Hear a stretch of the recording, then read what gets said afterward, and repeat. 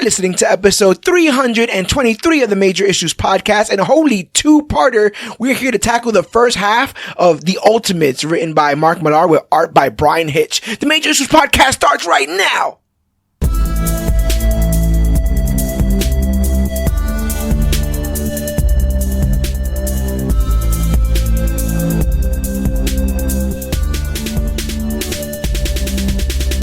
Hello, everybody out there in comic book land. My name is George Serrano, aka The Don, and if you're listening to this, you can only be here for one reason, and that's a brand new episode of the Major Issues Podcast, brought to you each and every week by ComicBookClique.com. And as always, I am never alone. Sir, if you could please introduce yourself.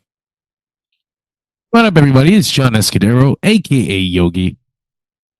Yogi is here, and he is the ultimate co-host for this week's episode of the Major Issues Podcast, because that's exactly what we're tackling this week. We are tackling the first half of the 13-issue story, The Ultimates, written by Mark Millar with artist Brian Hitch, which first started publication in The Ultimates #1, which is cover dated for March of 2002, but this entire story basically ends in about 2004, which makes it 20 years since this story has been penned, been inked, if you will.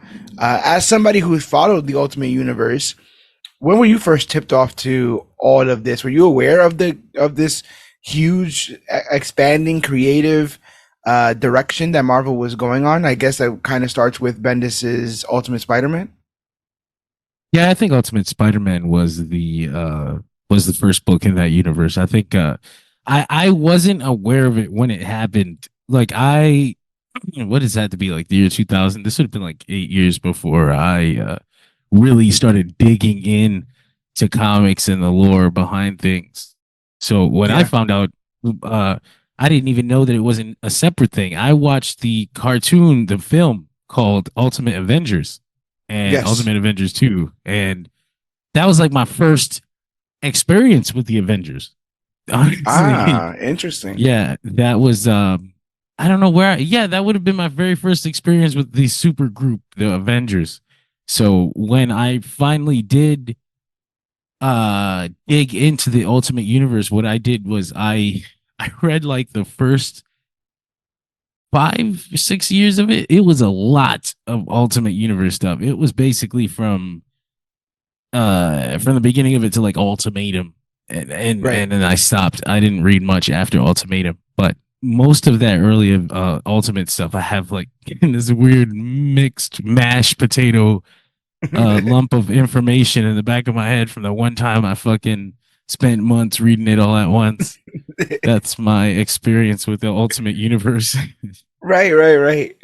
No, that happens to me too, and it's the same thing with all the content that we try to cover here when we're binging, like I say, a television series.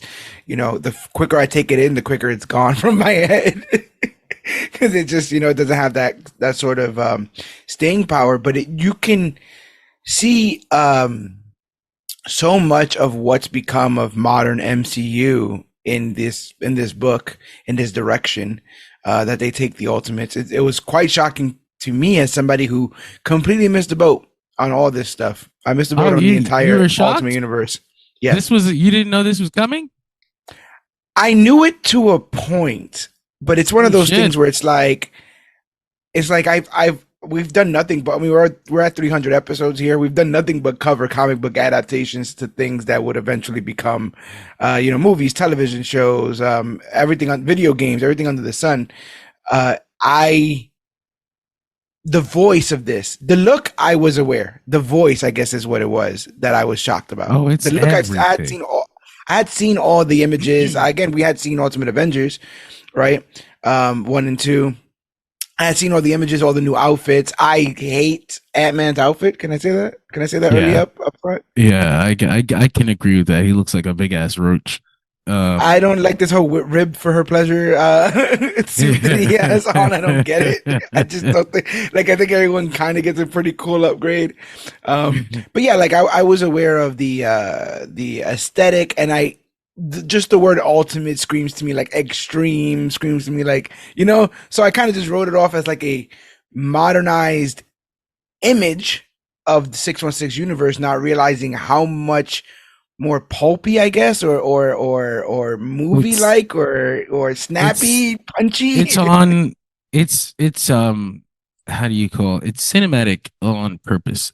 I know actually it's kind of similar to it's very similar to the way that all the Marvel comics are now. So reading it today, it's like you wouldn't be able to tell that this was actually radically freaking different from their Yeah, comic books at the time. This was like they were writing it like a movie on purpose.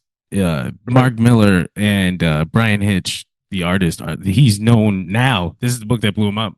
He's known now for his quote unquote cinematic approach. That's what they always use when they describe Brian Hitch's art. And you can tell not just in the way he drew things, but in the way they set this story up. The paneling, like it was like a storyboard for a film, like like Yeah, establishing shot, fucking helicopter lands. yeah, We're happy to meet you, Professor. You can hear them screaming over the chopper, like this the scene you see in every single film. You know what I mean? right. Yeah, This was written like I'm so it's so ham fisted. Like make me a movie, please make me a movie. right. It's funny. I honestly can't believe that it eventually did work. Like they eventually You're did right. make like you mean to tell me this motherfucker really got it? Like this book was basically that please Hollywood, look at me. We're begging, we are broke. We need this. Yeah. And it actually did. They made something out of it. It's funny to me because reading that book now, when I first read it, I was young, so I wasn't really too critical about it. I was just like, it's another A universe. book. It is what it is. I didn't hate it. I actually think I remembered it pretty fondly. I didn't like it wasn't like one of the top books I ever read, but I didn't hate it. But I'm reading it now and I'm like, this is like a bad movie. This is like a bad movie version of the Avengers. But Right. that's what they were doing on purpose. Like I know they were doing it on purpose, and I know it's 2000.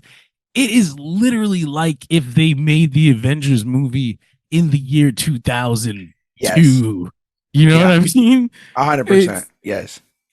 it's Yes. not even just the story. Just there's a point, and I know we're getting ahead, but just to talk about it generally, it's so obvious and so transparent that there is a whole scene where they try to cast the Avengers Oh for yeah. you Yeah. and Yeah. literally try to cast each and every one. It's Yeah. insane. It's so Yep. fucking transparent. I can't wait to get into it. Some of the attempts at whether it's humor or edge are dated just in the sense of how things move as society. I thought that was kind of funny there. Um, uh, I I agree with you in the sense that it does read kind of like a bad Avengers movie, but only because I know what a good Avengers movie looks like. If Yeah. we didn't have our Avengers movie, this probably would have been, like you said, this would have been this would have been It's, what got yeah. greenlit in 2003, 2004. Um, the I was able to take this in really quickly because I do think a lot of it's cinematic. A lot of the storyline itself is linear. It's not jumping around a lot. It kind of reminds me of how easy digestible the origin is. It origin that Jim Lee does for Jim Justice Lee League? and yes, Jeff yes, yes, yes, Johns? yes, yes, Yeah, yes, yeah, yes, yeah. Well, yeah. yeah. I honestly felt like the same mandate. Try to make one of these a Yeah, movie. make it snappy, have people, have Yeah, kind of yeah. quick one-liners, get these big splash images out. Brian Hitch Ah, describes his ultimate work as widescreen cinematic compositions and yeah. has There expressed you go. his interest in translating his work for movies. This miniseries was affected by delays, and the artist admits to having to work hard to recover from the reputation as a slow artist for his work That's on the first Ultimate hilarious. series. Oh Uh, man, trust me, guys. It's gonna be cinematic. What the fuck um, is taking you so long? he even stated himself, because I think people still now see me as an unreliable artist. Ah, poor Brian Hitch. That's horrible. It's Poor so fucked writers. up. Um, Cinematic. is now we've had a bunch of discussions off air. As you are a huge proponent of what was formerly the DCEU, and I was someone who initially rubbed up against it, and had my issues with it, but ultimately found that it's a valuable entry into the multiverse of DC media. When reading this, did any of these characterizations like rub you the wrong way, or was it all just like, oh, this is just another version of? It it wasn't so much that it rubbed me because I don't know if I can be bothered in that way anymore. I don't know if I can Right. feel that anymore. And it's honestly, Make me it's feel almost the something. same. Well, not in a negative because it's I don't know. Maybe I've conditioned myself, but I think back to like you mentioned the Zack Snyder DC movies and their different characterization of Superman and Batman. And I Yeah, guess everybody, but little but bit. Jimmy but Olsen. the Jimmy Olsen, right?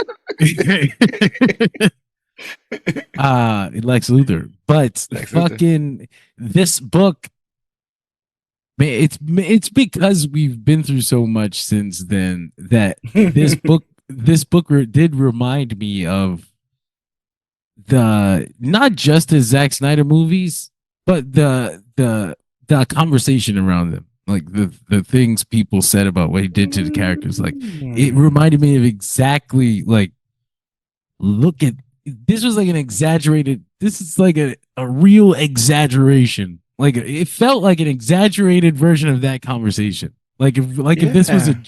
parody, almost like a joke. Like Right. that's the thing. That's the thing about Mark Miller that a lot of people talk about too. Like he writes superhero comics like he has a disdain for all the tropes that come with them. And this Right. kind of felt like I'm gonna make a movie out of these characters, but I'm Hollywood would want them to be the most extreme, edgy version of themselves, and he they felt so weird too sometimes because it wasn't even compared to their characters, just within the story. Like Yeah. why are we making this drastic decision? Like where did this mindset come from? Like why are you doing this? We were fine Right. 5 minutes ago. How did we get here? And that all that I all think. that yeah. No, I was gonna say. I think it goes into this conversation that we've had constantly on this show about whether or not, like, how much can you change a thing and it still be a thing, still be the same Yeah. thing, right? Um, you were just talking about, almost writing as if you have a disdain for the genre. This would have been that time period, right? This is the Yeah. no yellow spandex, right? What do you think? We're fucking wearing yellow spandex. We're stupid. I was like, He's the well, I mean, same, but this is the you have laser same eyes. guy talking about no yellow spandex. Mark Miller's the same guy who wrote Ultimate X-Men, Oh, you know. not knowing shit about X-Men and only ever having seen the movie. Oh, wow. So like the kind of guy we're dealing with. It's crazy because he's written uh so many iconic stories, Yeah. Civil War, fucking Red Sun, Ultimates, go on and on. But it's crazy how edgy he is at some point. Like he had something to say and he was not subtle about it. Like he has his thoughts about politics and the state of the world and the Right. Yeah, things that are 100%. going on around you, and he's going to put it into this superhero story, but it almost feels like he doesn't want to write this superhero story. He wants to write about those other things. He's just Yeah. using these guys to get the message across. But Yeah. Yeah. I mean, this is more action thriller than it is cape and yeah. cowl. It's more espionage, or you would think this is more like a Mission Impossible or something like that. And obviously on purpose, that's a lot where a lot of this stuff was trying to go. Yeah. And I'm trying to and plug my charger in, but look no, weird. you're good. I feel like what's also pretty cool about this is that it is extreme in its sense. That's exactly what it wanted to be. I think I appreciate it because I find that MCU for the most part is the middle ground, right? It is. It's that's what gets me too. Like they took so much from this, but they didn't fall into the same traps. No, And I think that's just because 8 years of time, like or four, fucking 6 to 4 years of time had passed in cinema and things were changing. You know what I mean? Like thankfully. Is if they had made the movies around the time these books came out, I can imagine they would be really similar to them. Because I mean, look at the movies that came out around the time. Look at the superhero movies specifically that came out around that time. I'm sure yeah, that's what Mark Miller was looking at as an inspiration for what Hollywood would want in a superhero film. So I'm not like yeah. I don't think this is like uh, a failure of technique. I think he did exactly what he wanted to do. Right? I agree. It's just it's just funny reading it 20 years later. Like, look at these motherfuckers. Look at Cap. He's so angry. Yeah, he is. Let's get into this now. I've done my best to do some truncated notes. Do you have the book with you I have at it all? up on my phone. Yeah. I have the Okay, whole cool. thing up. Yeah. So, I'll be kind of doing the quick play by play, and then we'll get into some color in between some of these panels and stuff. Got it. But yeah, like I, I just want to say overall before we get into full spoilers that I put this comic on. I like I went to read this book, and I really couldn't put it down. I really was It's fun. entertained. It's very Entertained fun. is the very is the biggest word I'll use for this. And again, everyone is so dialed in like into what they want those particular people to be, that is very Yeah. interesting to watch that characterization and those characterizations come up. And as we go through, it'll be interesting to talk about why we think certain ones wouldn't have worked or didn't work or they didn't even try on screen. Two members of this team don't show up for the first phase, and you got to think that, they thought about some of this stuff behind you. But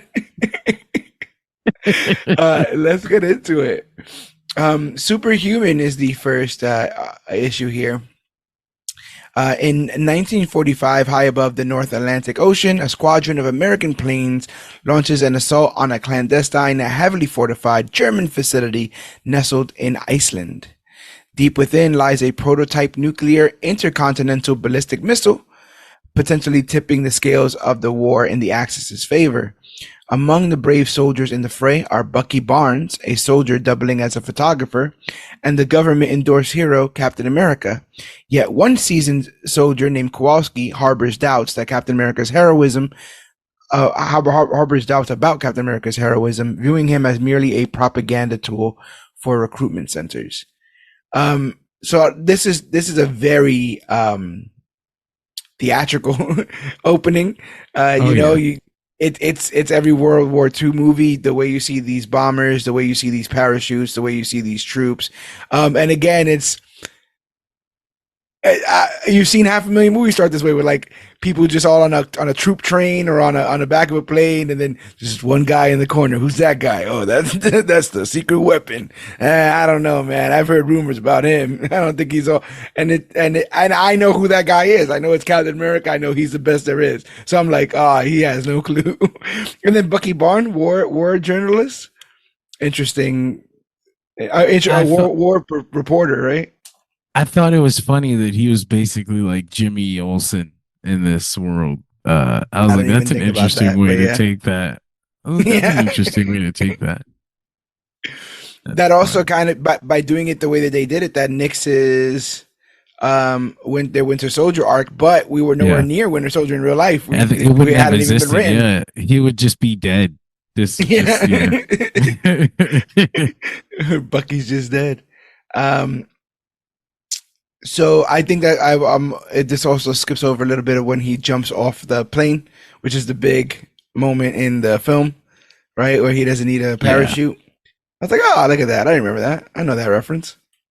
he says parachutes are for girls. I was like, oh Yeah. shit. Oh, when I read that line, I was like, yep, this is 2002. I think someone else gets called a fairy or a pansy or something later Did on. you? And I'm like, Yeah. all I right. mean, he I'm even like, says it like, "What are you ladies waiting for? Christmas?" yeah. But you did you see the Gail Richards, the girl, the his girl that he leaves in the past? I looked Yes. her up because I was like, Gail Richards, what the hell? And Like a she Reed wasn't. Richards sort of thing. Dude, that's what I thought first. That's why I looked her up, but she wasn't a Richards. She wasn't that Richards. She, turns out she was a character in the 19 in I don't know if they're the 40s or the 50s, the original Captain America serials. She was just this Oh hot wow. chick Yeah. on the show or something. And I guess he See, married her in this world. I've always known about the Sharon connection, but the Peggy one, I wasn't sure where, like if that was longstanding in comics or if it was just reintroduced and then put in the MCU, et cetera, and so forth. Could they even bring up Sharon in Yeah. this series? I don't remember which issue. So I've always kind of known that, and the Gale thing completely threw me off. But again, looking at the locket on the plane, I'm like, It's ah, all yeah. I I have to look up who was on that original committee, creative committee, because when the MCU first started, they had a committee of comic book writers. Yeah. Uh and then you remember they got kicked out around Civil War. Yes. But I imagine that these writers, their Bible for trying to create a movie was this stuff. Like the because this was they were involved in the creation. They remember the mandates. Like we want to make a movie. This is gonna look like a movie. So when they're like we're making a movie, they're gonna look back to the only thing they fucking know. And Yeah. you can see because there's some things that got lifted that are like so minuscule that it's like the design for the Hulk Thor prison Oh in the yeah. Yeah. Triskelion. The It's circular. the Yeah. exact same thing. I was like, this is Yeah. crazy that they took so much from this, but they didn't fall into the character, into the visions of the characters that he was selling as what he thought Right. would be movies. They ended up coming up with what I think are better versions, better movie versions, better adaptations. I guess. Yeah, yeah. Adaptations of an adaptation because this is an Right? adaptation of 616, right? I agree, and I also wonder if it is because I mean we'll get into it later on. I think that this characterization for Cap is pretty cool, given the fact that I It's, didn't wasn't really a huge Captain America fan prior to the MCU. yeah. And I don't know if I could have went for such a hardline Cap in the MCU. So I like that they found a middle ground. Yeah. I I've always said that I think it's one of the greatest testaments that no one laughs at Cap. Like no It's one not. no one disregards him as the old. Like they make jokes about like language and stuff like that, but like no one wants to get on his bad side.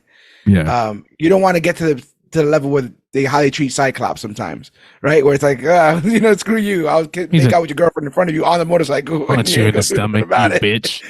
Yeah, yeah, yeah. And they wanted to make it a point that he was no nonsense in this and make that No, abundantly clear. no nonsense was the top priority. Priority. Yeah. Did you know? I don't think they bring this up in this book, but did you know that the Nazis were funded by the Chitauri in this They were universe? talking about. I was trying to link this up because they were wondering how they had the tech for this hydrogen bomb or Yeah. whatever, and I was wondering if they were going to allude to Hydra because that's what it was in the film.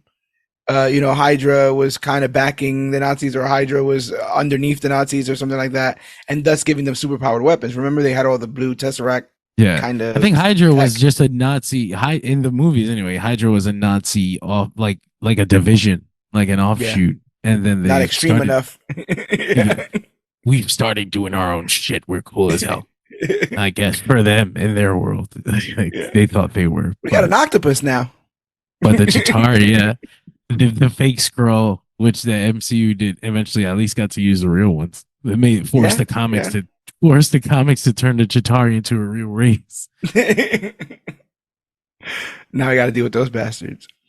Um, so let's see. As the American forces press the attack, they encounter formidable defenses, resulting in casualties and Kowalski's injury, only to be aided by Bucky. Fortune favors them when Captain America commandeers a bomber, crashing it into the facility's entrance. Again, all of this is metal as hell. It's like the most war, like he's doing it by himself, literally single handedly. Like what's Cap doing? He's just like single handedly winning the war. So that's pretty badass. He ventures deep into the facility, racing against time to thwart the missile primed for Washington, D.C. With the missile launch, Cap makes a daring leap, clinging to it as it hurtles over the Atlantic. In a tense radio exchange with Bucky, Captain America reveals his plan to disrupt the missile's trajectory, sacrificing himself in the process because he realized he couldn't disable it, he couldn't disarm it. But he figured if he can knock it off course, he can save casualties. But this is ultimately the big Captain America sacrifice. And ultimately it detonates harmlessly in the sky. In a poignant moment, Captain America reflects in an inner monologue, composing a heartfelt letter to his fiancée Gail, assuring her of their enduring love even in death, as the scene shifts to a solemn Bucky and fellow soldiers who mourn the presumed loss of Captain America, watching his body disappear into the depths of the ocean. And again, so cheesy.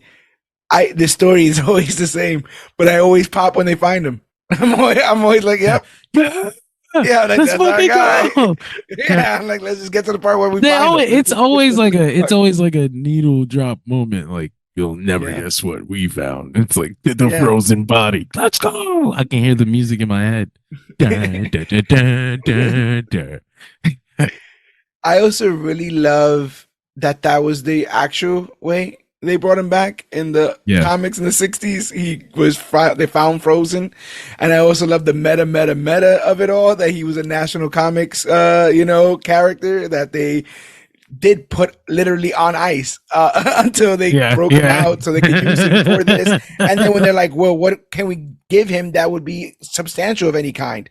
Let's let him lead the Avengers. Meanwhile, the Avengers had already, I want to say 2 or 3 issues before he even shows up. Yep. Literally 3 issues. I think he shows up in number 4. Do you think, because very similar to what we were talking about before with the cinematic stuff, do you think it would have been, I mean, this is all like fantasy booking at this point, but what do you think of them starting with Cap like this in the MCU? As opposed to starting with Iron Man in 2008?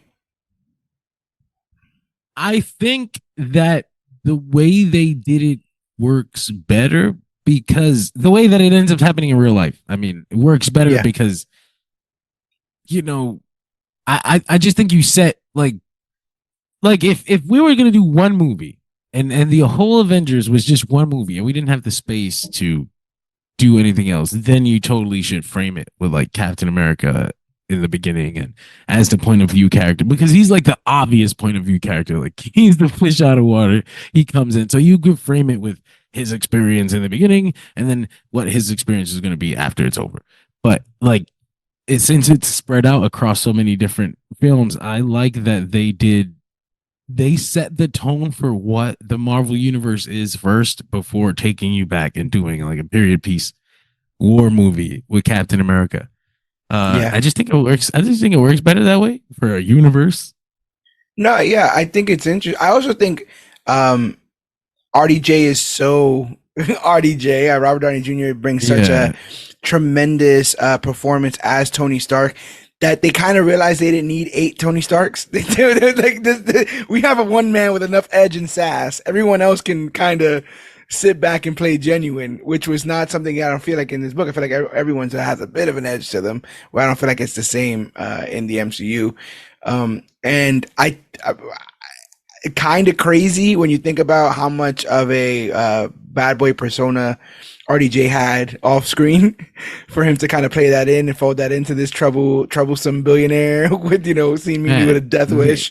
It's so funny that they actually make a joke about Robert Downey Jr. being a fuck up in this book. Not to play Iron Man, right? He's not somebody that they mentioned he should play Iron Man. They mentioned that he's a mess up. Yeah. Who did they? Oh, we'll get to that. We'll get to the list. Speaking of which, I had to park my judgment right? Because there's a recent news report that's been coming around, a bit of a rumor coming around that a actress by the name of Lindsay Lohan may have penned a role in the MCU. That she may have been cast as some sort of secret role in the MCU. And the first thing I thought was, I mean, she's got a lot of history. And then I went, wait a minute. This is Hold what happened on. in 2008. I said, I could have been that guy that was like, RDJ, I don't know, man. We need to play it I don't safer. know We how need this is somebody gonna better. work out, guys. Have you not looked into her history? Bro, could you imagine, man? This might be the new DDP yoga for some people, you know? Hey, I'm down. I'm down. The MCU's recovery. Let's do it. Who are you? But Who are yeah, you? Cat? Oh no. cast her Okay. as. Yeah. I mean, you know what it is? I think there is a genuine lack of great redheads in media. So I just want her Yeah. to kind of play a redhead character. Like I don't want her to like put on a bunch of CGI or do a bunch of stuff, but I don't trust her with like Jean. Yeah. That's too big. Yeah, It's I like don't trust too her with big. Jean. You can be Rachel. Yeah, yeah, You yeah. get like you get to be An someone. older Yeah. Rachel. Someone Jean's we can mom. throw away. Mama Gray. Mama Gray. I'm trying to think. I don't even know that many red. Now, you gun to my head. I don't know that many redheads. But girl's been acting her whole life. If anyone got the chops, it's her. Surprised she didn't get brought up in this book. It would have been around the time. Yeah. I guess they Mean did. Girls. Mean Girls. I think it's Yeah. 2003. Yeah. Yeah. No, that's Yeah. 2005. They, I guess if they brought up Black Widow, she would have been Yeah. Natasha. I say Lucy Liu in this. So we fast forward to 2002. Atop Mount Everest, Tony Stark and his companions embark on a mountain climbing expedition. Amidst the ascent, Tony hints at plans awaiting him in New York City come Monday.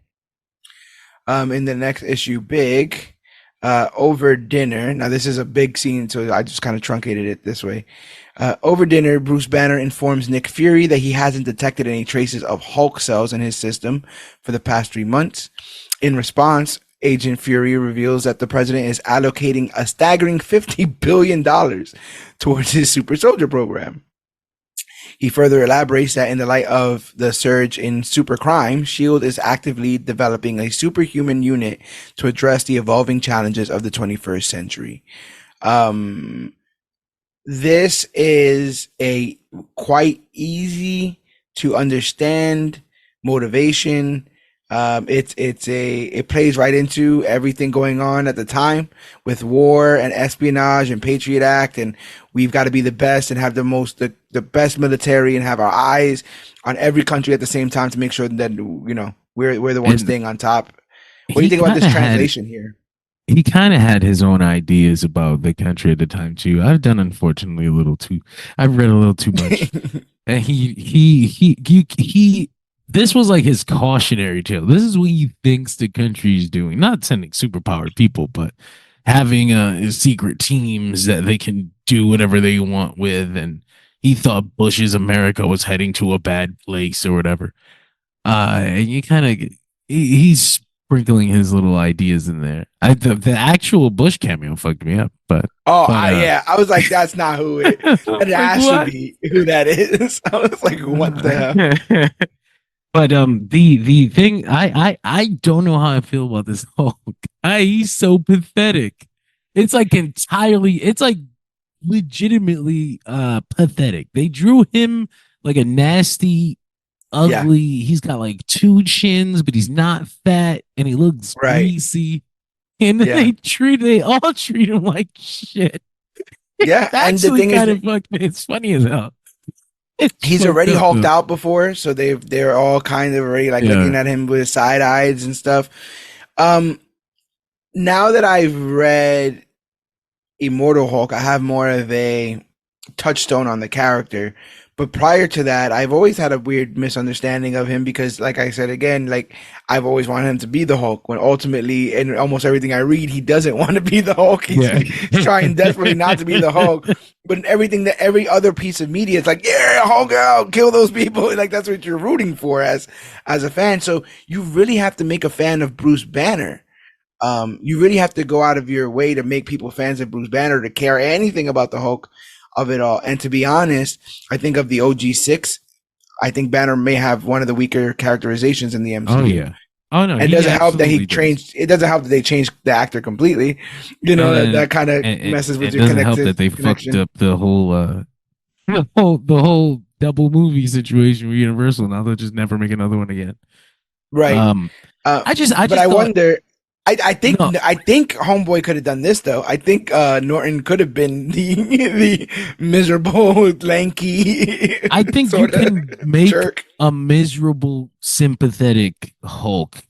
I mean Bruce Banner, like Okay. 100%. I just don't think that this one was sympathetic at all. I just think he was like, All right.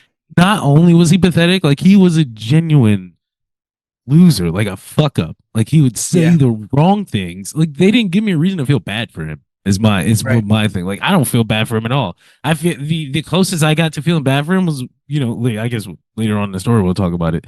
But because that was like the big moment before the thing. But I didn't feel bad for Bruce. I just felt like they set him up like he deserved it. Like at first, like what? Like I Well, they make it seem like some of the stuff he's doing with the super soldier serum might be unethical or Yeah, like they asked him about like horrible experiments and yeah, shit. Like he said, they almost like an evil mad scientist or some shit. yeah. And yeah, I thought it could have, like I said, maybe it colored me so fucking. It colored my view of this book so much reading it and knowing now how much they wanted it to be a movie that I'm Yeah. just like, if this is what you wanted to be a movie, this is what you tried to give them, you fucking maniac. Yeah, Like, yeah. I'm 'Cause it does, so I'm so it takes some grateful. turns.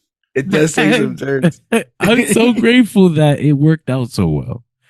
Uh, I also think it's an interesting wrinkle that they're something in this that's not in the MCU is this idea that they are looking for an actual replication of the super soldier serum to have an actual super soldier on the team. It just so happens Cap falls into their lap, but the plan and the reason why Banner's on the team is to create and replicate the super soldier serum, which, if you know anything about Marvel, is the creation of some of the worst, at least the creation of some of the worst yeah, characters, powerful, dangerous of all time.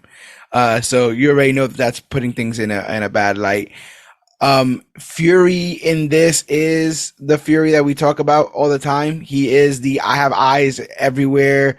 It was in that scene. He's like, there's people in this restaurant that are yeah, like half the diners in this room are, agents. yeah.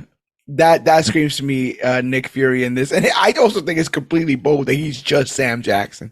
Like I think With that's so no crazy. permission. Like they didn't even ask him. They were just No, like, we'll see, no. we'll see what he says. But And you see like in moments of laughter, or maybe if you like, I guess wink may not be something he does, but in moments of that, like it just look like reference photos. It look like things like yeah, scenes I've seen yeah, Samuel L. yeah. Jackson in, making a smile or winking or whatever. So I like him in this. I like his interpretation in this. The the getup, the outfit, the jacket, and the jacket with the eye patch screams a lot more secret agent than the blue and the white gloves Yeah, and not saying yeah. that worked in the comics, obviously, It but was a I like different this more time, man. It was a different modernized. time. Yeah. Mr. Anko, you see, he had a vision. It's funny. I reading before we did this. I was reading up. I didn't get to do as much research as I wanted. There's actually a lot I could have looked into that I didn't get to look into. I feel really bad, but I did get to find out. Well, you know Some, what? I want to say, to that, I also started. I think we could fold in a lot of this stuff in the next because we're doing this in two parts. yeah, that's I true. think we can. I think we can finish this up and then kind of bring in a little bit of the homework that we've done to kind of enrich the entirety when we're done speaking on it. But what did you find out? Because I thought it was funny. Like I didn't know this because when I first started reading comics, I always say it was around Civil War time. Civil War is the first real event book that I ever read. So I didn't know that the Ultimates was the first time Shield was presented as a government agency. Okay, But before this, they were separate from the government. right. And then when Mark Miller did Secret Civil War, he just kind of made Shield a government agency with no real build There's no like leadership. fanfare or anything. They just It are all just of a sudden. was, and everyone around just kind of went, "All right, we'll just keep going with this," and it's just never Yeah. changed since then. I was It like, j- it really? just works. It's so surprising how easy it just slides into that slot. Yeah, Later on, Nick Fury talks about his military industrial complex and all that kind of stuff, and the contracts that they offer to other people. It would make sense if the government would give contracts to a company like Shield to do exactly what they're doing. It's a marriage of already pre-established entities yeah, and real life real life government paranoia and just yeah, the upping of the military industrial complex. It all just kind of clicks to the same point that like now it's being parodied, right? But this idea of a government sponsored superhero team, yeah, like that's huge as well. Like it's always been, yeah, whoa, yep. we serve the people, and Mr. President, and now it's like, no, we serve you, Mr. President. Tell us which people to kill, Directly. right? And to the point that Thor has such a hard stance because he understands what signing up for that job is. It's not just doing whatever you want. You work for the government. You work for this, government body and stuff. I really He's like not that with he it, exists. man. I really like that he exists as that voice that says, don't worry, Mark won't get lost in his paranoia here. I'm still, Right.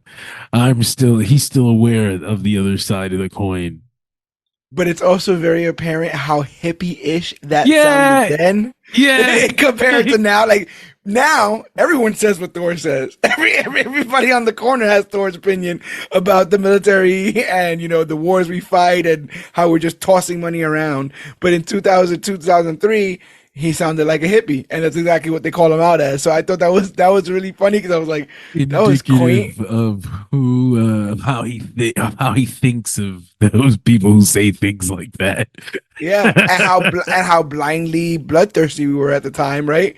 Where we're not True. even questioning Yep. it. We're just throwing money at Hell wars yeah. in other countries. Two wars at the Get, same time. get another At the same one. Start another one. Part two. Absolutely bonkers. Elsewhere within the confines of the Super Soldier Research Facility, Hank Pym impresses Janet Van Dyne. Oh, sorry, Janet Pym, by showcasing his innovative use of ants to aid in his tasks, such as relocating items and brewing coffee. This is just an introduction to Ant-Man and the Wasp, and Pym particles, his use of ants, etc., and so forth. What do you make of this couple? Do you have a huge fondness for them in comic book history? Do their place in I the Marvel universe? Like, what's up with these two? I have a soft spot, I think, for Janet more than Hank. And I don't know why. I don't know what it is about when I was reading, but I've always been like, someone protect that girl. It's probably because of this. It's Oh well. probably because of this book. But they I always loved her position in the Avengers as like just the girl. Like she's Yeah. like she brings the girl perspective. Like she's the fashion designer. She is the PR.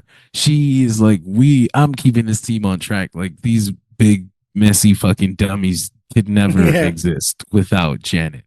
I Right. really liked the Avengers when it was like that. I feel like we're missing that on screen. But I guess we also don't have we've never had like a because of the nature of movies, we don't just have like a sitting existing Avengers. It's always like in motion. Like the Avengers are here, now they broke up. Now they Yeah. disappeared, now they're all dead. Now we don't have Avengers. Maybe we'll have them some tomorrow. Like we don't just Right. have time in Avengers Mansion chilling and Janet talking about what's going on. We don't have shit like that in Yeah. the movies. So I guess that's why it doesn't exist, but it does. I still miss it for me. So this version of them is obviously really weird and different, but thank It's reminds me of the Titanic. I often bring that metaphor up in the sense of like you could do Titanic, 2025. The story kind of still ends the same. So when yeah, when when they started getting antagonistic a little bit towards each other, I'm like, this story, I've only ever known this story to go one way. Uh-oh. We're in the edgy world that this is in, I am quite, and there is a prolonged scene and we'll get to it, but man, um, so yeah, I don't ever really had a soft spot for these guys because didn't know much about them. I didn't think the Ant-Man stuff, it's never been portrayed to me as like super cool. I don't think of any like super poignant stories specifically just with Ant-Man. And I would go on to read, the Scott Lang stuff and even the Ed O'Brien. Is that the other? Yeah, Irredeemable. Oh, Grady. Yeah, Ed O'Grady. Ed O'Grady. Yeah, the Irredeemable Ant-Man stuff, which was kind of fun as well. These guys speak the most. These two to me speak the most like a movie. These guys speak the most like they would have gotten 20 somethings of the era to play them. Come on, Janet. Yeah. But yeah, as far as that, they're ultimately, I wouldn't say replaced, but Hawkeye and Black Widow take their spots on the team. Yeah. And Natasha becomes team mom, because Janet's not there anymore. So she has to watch the team. And then in Civil War, she says, I'm only going to watch half the team. Screw this. This is too hard. You motherfuckers. Was she registration? She was pro registration, right? Up front, yeah. Yeah. Everyone was until literally at the end. I laugh all the time because I was pro Cap the whole time. Literally at the end of the film, it's only War Machine and Vision on Tony's side. Vision's like kind of on Tony's side because he's with Wanda. He's like, I'm here for her butt. Yeah, yes. I'm going where that goes. Meanwhile, Iron Man conducts a rigorous flight test of his armor above the bustling streets of Manhattan. Following the successful trial, Tony Stark engages in a conversation with Nicholas Fury regarding the formation of a new superhero team, ultimately agreeing to join their ranks. Really like this scene. Really like this conversation. This is Iron Man 2008. Yeah. I could do without whatever primordial goo he has to put on to get in and out of his suits. I don't like that. Something going on there. Before or after the first version of Ultimate Iron Man was a comic book?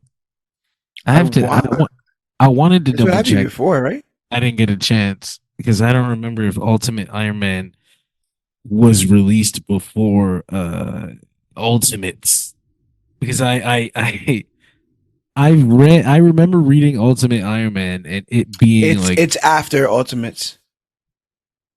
It's in 2005, but it says it depicts the early life and origins. So your mind might be putting the events of it before this.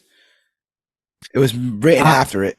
Yeah, you're absolutely right. Then the cancer and everything is a big deal in that run, and then and then it's actually so it ends up being so bad that they retconned it to where the first run it's just a TV show that takes place in the Ultimate Universe. Wow. That's pretty meta. That's pretty damn meta. It took nailing, but like I said, I think it really took nailing this character. It really took nailing this voice for the MCU to get to where it had to. And also the exchange between Nick and Tony. I like Nick as this super serious. He's the team leader without being kind of like on the team at this point in the story. And Tony, I always think it's a blast to see people happy with their superpowers. There's a lot of burden in the superhero world. So when you see just a guy flying around in his suit because he kind of feels like doing it because he wants to, do a test run, it's exhilarating. I think that's why the film worked, because it was fun to watch him have fun, build and tinker and mess up, and you get to more dramatic moments, but a lot of it's him kind of sort of figuring himself out here. And I can see so much of what would eventually become RDJ's performance in this, but just raised to a whole nother level. Yeah. So Banner transitions to a new super soldier research facility in Manhattan, where he observes Henry Pym utilizing Pym particles to augment his size, growing to a towering 60 feet. The stress of the situation triggers haunting flashbacks of his alter ego, the Hulk, until Nick Fury delivers the news that they have located Steve Rogers. This is kind of what you're talking about, right? Where he shows up and they're like, "Hey, shut up! Hey, you, Guess what shut we up!" found? Shut this down. We found Cap. Yeah. But they're not like, no one's really impressed by Banner. They're just kind of like, he's on the team. This is when they tell him, "Oh, by the way, also your ex is she's running stuff for PR. She's running the PR for this whole team." So remember that whole thing about you not like wanting to be angry? Well, we're going to put you in a position. Put you in the most stressful situation you've ever been in. You're gonna be next to loudmouth billionaires. You're gonna be next to career rivals. You're gonna be next to your ex-girlfriend. Good luck. So yeah, have fun there. Lot of sexual innuendo with Ant-Man and the Wasp going on here. It was like more than innuendo. They're just very horny. There's a lot of very horny moments or in this book. Is it this where she's rocking like the blazer and the t-shirt? Like she's rocking like the cool scientist. Like, I'm a cool scientist, a hip young scientist. Yeah. Oh yeah. I got sweatpants and a shirt on that says reading rocks. What the hell? that's such a cheesy. Reading rocks. Okay. Reading rocks. Sometimes reading rocks. Yeah, Hank Pym is like a douche. He's like, I'm being ripped alive. And they go inside and he's just there naked. I'm like, they give him this shit eating grin. Like, yeah. There's a point in this where I'm wondering if Janet's like all that she says she is, because they're doing tests and he's seemingly yelling like things are going wrong, and she keeps saying, "Oh no, honey, keep going, honey." Like, we're just gonna keep pushing it. And I'm like, oh my god, am I supposed to be led to believe that maybe? And I was like, no, everything's fine. It's all good. But yeah, they're like, "Oh, don't worry, Banner. We don't need you anymore for the super soldier serum because we already have Cap." And I guess his task after that is to get it from Cap and try to replicate it. So he's put on that path. Part 3 is 21st Century Boy. As Hank Pym tests out his new Giant Man suit, his wife rushes over with astounding news. Steve Rogers, long presumed dead, is alive. Confused and disoriented, Rogers receives the shocking revelation from Nick Fury that he's been unconscious for 57 years. Reacting impulsively, Cap lashes out at Fury, breaking his nose and attempting to flee the SHIELD facility. I can't remember the name he calls Fury. That shit had me rolling.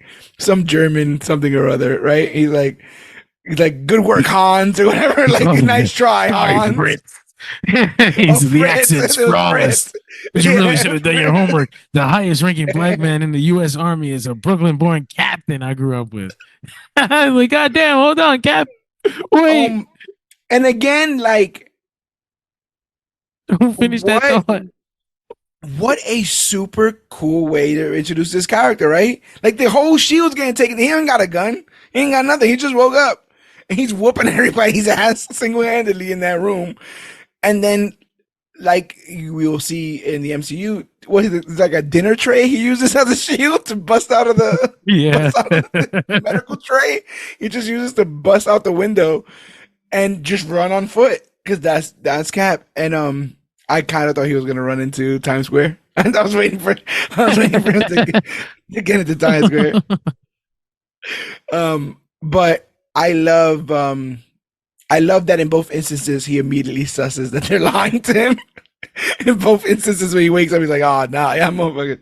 Oh shit! Yeah, and it's all very cliche with the whole like, "Well, what happened? Well, we won the war." You know, like, you did it. We won the war. Good job, Cap. So I thought that was really, really funny, because it's also, this was the miracle that dropped on their lap and it just ran out the window. just ran away out the window. Giant Man manages to intervene, halting Cap in his tracks before he can escape. He actually just like squishes him. He squishes him with his hand. They think he's dead. Like, you just killed Cap, you idiot. He's like, "Nah, I can kind of feel him squirming underneath there."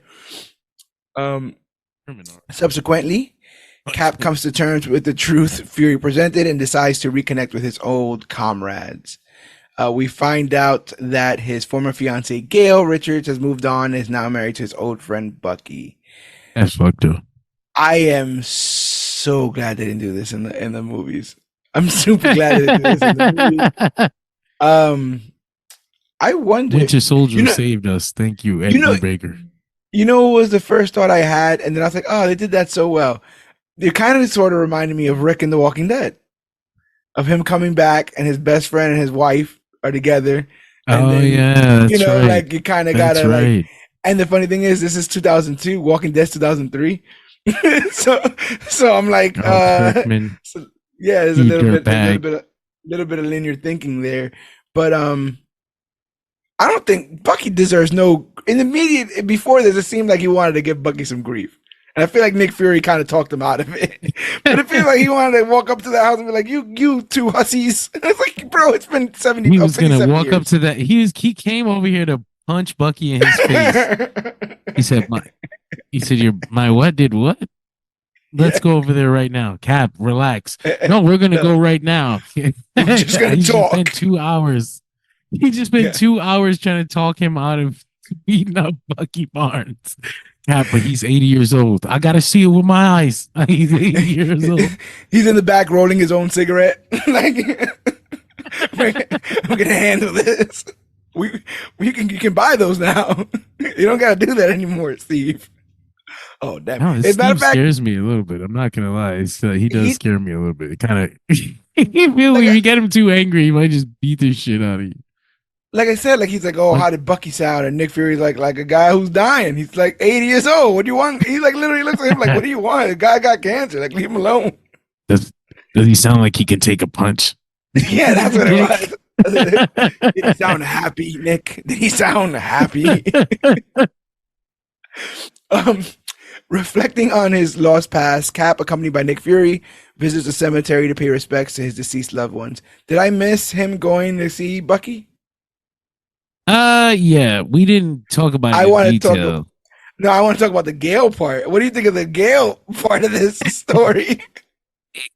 She was mad at him, which is like, shut the fuck up, Mark. Like, what are we even wasting time with this piece of information for? She could have just left it at, you don't want to see me like this, and I would have been fine with it. But I even think that's a little dodgy. I think that's dodgy in the home of your husband to be like, hey, oh my God, no, not like, don't see me the way my husband sees me all the time. It lays with me this way. I'm just not pretty enough for you, Steve. I thought that was a little weird. But again, I like that they didn't do that in the movie. Yeah. I'm glad. It almost kind of makes it too perfect in the movie, right? The idea that Peggy's still alive, still healthy, and he still gets her at the end. He gets to kiss the niece. Here's another fun, twisted ass Ultimate Universe story that comes from this. Gail was actually pregnant with one of Steve's children at the time that he froze. And that child was born with I guess affected by super soldier serum shit, and it goes on to become super soldier semen. You're talking about super soldier semen. Banner, we need you to get back on the lab. We're looking for some super soldier semen. We figured it out. That kid goes on to become the ultimate Red Sun. Not Red Sun, Red Skull. Red Skull. That's super interesting. Like he gets on fucking 4chan and gets super radicalized. It's ridiculous. I guess it would have been at the time,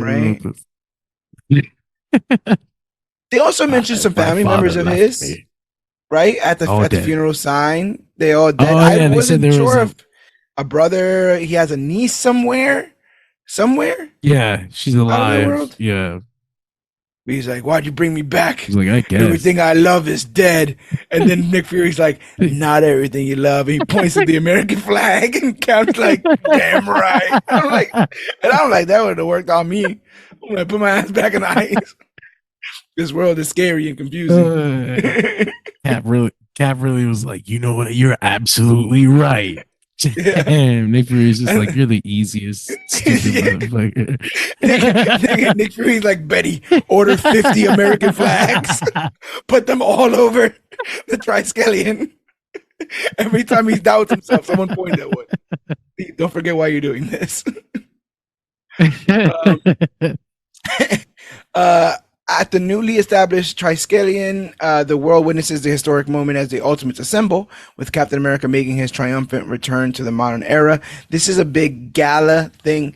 I also love the conversation here about like them mixing government with Hollywood. This weird sort of like celebrity, Yeah, but also, cop thing that's going on here. I thought that was really didn't cool. And this Bruce is where you get the Bush cameo. didn't Bruce shit on Betty too before this? So he was like, "Oh, I heard she's out somewhere, haircut, dyed pink, in Yeah. Chinatown," and then we see her here all like well put together, like she's absolutely She's the fine. PR team for the most highly paid fucking organization in the government. She's chilling. That's what I'm She saying. Like, looks like and he Jennifer probably should have Garner. been. I would say so. I Look, would say so. I see it. I'm looking at it now. And I'm like, okay. I wonder if they Uh, just rolled all that into their version of Maria Hill. Or just have someone standing next to Fury who just agrees with him sometimes on occasion, was or someone he this can talk to. was this this finished in 2004? You said so. Mm-hmm. Secret War also was that around the same time? Was that 2004? Okay, then Yeah. Maria Hill would have just got introduced. She Oh, yeah. missed this So, book. She missed this book by a second. so, but this She, would have been like a, hey, you know what Fury needs, right? Like a yeah, female that's yeah, like like a full of side. shit. Yeah. Stop being full of shit, Fury. All right, fine, I'll stop. Um, but yeah, I love that all this is being done in the most showy way. Again, you lose the nuance because this has been shown and done so many times, right? Like with the seven, like this introduction of the team. You even see it now. They'll go back and retroactively put this in a lot of Justice League stuff, right? Where the team gets established and it's in front of the whole hall and we introduce ourselves as the Justice League kind of stuff. But like this is shown to be like purposely empty, like purposely showy, purposely dog and Yeah, pony. It's yeah. meant to be. Fury's almost sickened by the idea of what all of it this is, and this is when it gets also presented that I believe uh Betty thinks that people think she got the job because of her dad. Her dad's Yeah. seemingly still around, I believe. It sounded like he was dead, but I I don't wasn't know. sure. I wasn't sure 100%. They didn't confirm. They had No, spoke about him in the past tense once, and I was like, but maybe. he said something like your dad would have been disappointed in where this is all gone, which shows Yeah, kind of where he yeah, feels about it. Yeah. yeah. It shows how hardline Nick is on all this. So he's just kind of agreeing to all this pomp and circumstance so as he can get his military stuff through. And I think of the Mary Poppins line, right? Because it's like, oh, come on, Fury. Is that Cap gonna be cool? He's like, yeah, he's the coolest. And then it just cuts the Cap. He's just there doing the salute. But I feel like George Bush is made to look ridiculously kind of dumb in this moment, kind of almost, Oh yeah, no, you one know, hundred percent. They went with dumb George caricature. face. That's what a lot of people thought of him back then too. Right? He's a big ass dummy. I mean, He presented himself as quite the incompetent but still genuinely ruthless yeah. warmonger. Like I don't know he what the hell presented is like, going on, but you know what? I'll defend the shit out of America. Blow him up, blow him up, George, I blow him up. I'll never forget that whole fool me. I won't be fooled again. He just shut the whole shit down. You know what I was gonna say about Brian Hitch's work here? I Uh, really like his work here throughout this whole book because we were just reading Secret War and we had an instance of somebody using real life references really bad. yes. So like he's using them really well here because even though there are some that just stand out like more than others as like that's definitely George Bush. When you look at the other panels, it's not just like reused Yeah. images over and over again. Like he genuinely is drawing George Bush in different positions. It's not like Yeah. the Secret War book where fucking Gabrielle Delano has like six copy and pasted images of Angelina Jolie. It's the same exact image. What's Uh, interesting though is that we also have, as readers, we have a tolerance. We're not saying you can't do it. You can't yeah, copy a reference once. We're talking just about like 15 times on the same page. Like that's a bit much. You know, you've crossed the line between readers and artists here. You know, just be good at it. That's all I'm asking. it's just a little ask. It's just a little ask. The great line Um, though. Well, what's the verdict on the 21st century Captain America? Well, oh, I fucked him. I fucked it up. What's the verdict on the 21st century Captain America? Cool or uncool? Cool, Mr. President. but that's another thing. Like with the president saying cool or uncool, right? Like the president of the United States saying, "This guy cool. This guy right here, is he cool? Cool or Yeah, he's uncool? cool." New I'm gonna have to outfit. go with cool, Mr. President. What is it that made it cool? What happened before I he put don't this know. costume? They had to have I don't necessarily love the outfit because it's only Cap. It's like Peter B. Parker is like Cap from the waist up, and then there's just like I don't like the ears. That's my thing. I don't like that the ears just it's stick out covered. there. Oh, It's that his ears. yeah, they just kind of stick. Okay, It's just ears, like because there's yeah, there's no wing, so it's just ears. It just yeah. looks like a bald cap with two. I don't know how to fucking explain it, but it bothers me. I I find I am disgusted at how much I love the MCU Cap Cow. I'm disgusted at how much I think that it's a works. great cowl. That they found a way to make it resemble his military helmet, whilst also kind of Yeah. serving as that form. Because I still think that Avengers one that suit is not great. I don't think it Oh, translates over well. the really bright, colorful one. The Yeah, I one don't that's know. supposed to look the Yeah, most like Cap, his big I don't think pirate it boots. does. You know, it's great. I just don't think it does. I think the end game one ends up that's like the most Cap outfit to me. It might be the scales. Yeah, Uh, I think that works. I also think like when you go to the Civil War, or whatever. I like the is it the harnesses, the straps, the sort of I like brown. I like the brown straps from First Avenger. I dig that I love that outfit with actually. the I'm ammo a big pouches. yeah. I fuck with it, man. I really like that Captain It looks a America lot like outfit. this. It looks a lot like this, to be It honest. does. It does. It's the ears though on this because I don't have no issue with the with the red, white, and blue part of it. Like Me either. the stars on the shoulder, all that. Actually, the little design under the arm. I actually don't have an issue with that at all. It's just the ears for me. It's cool because the stars on the shoulders, whatever, they ultimately end up using to brand for like the Avengers symbol. I think he starts rocking at the Yeah, movies. yeah, you're right. You're Yeah, absolutely so, right. so like it's Shit. the team he plays on. So yeah, they end up using a bunch of this. So in part four, Thunder, actress Shannon Elizabeth, isn't it? Shannon Elizabeth. Celebrates her birthday in an unconventional manner, joining Tony Stark on a scheduled shuttle launch. Again, like I would say this is taking from RDJ if it wasn't written first. Like this But screams something that would have been in the thing.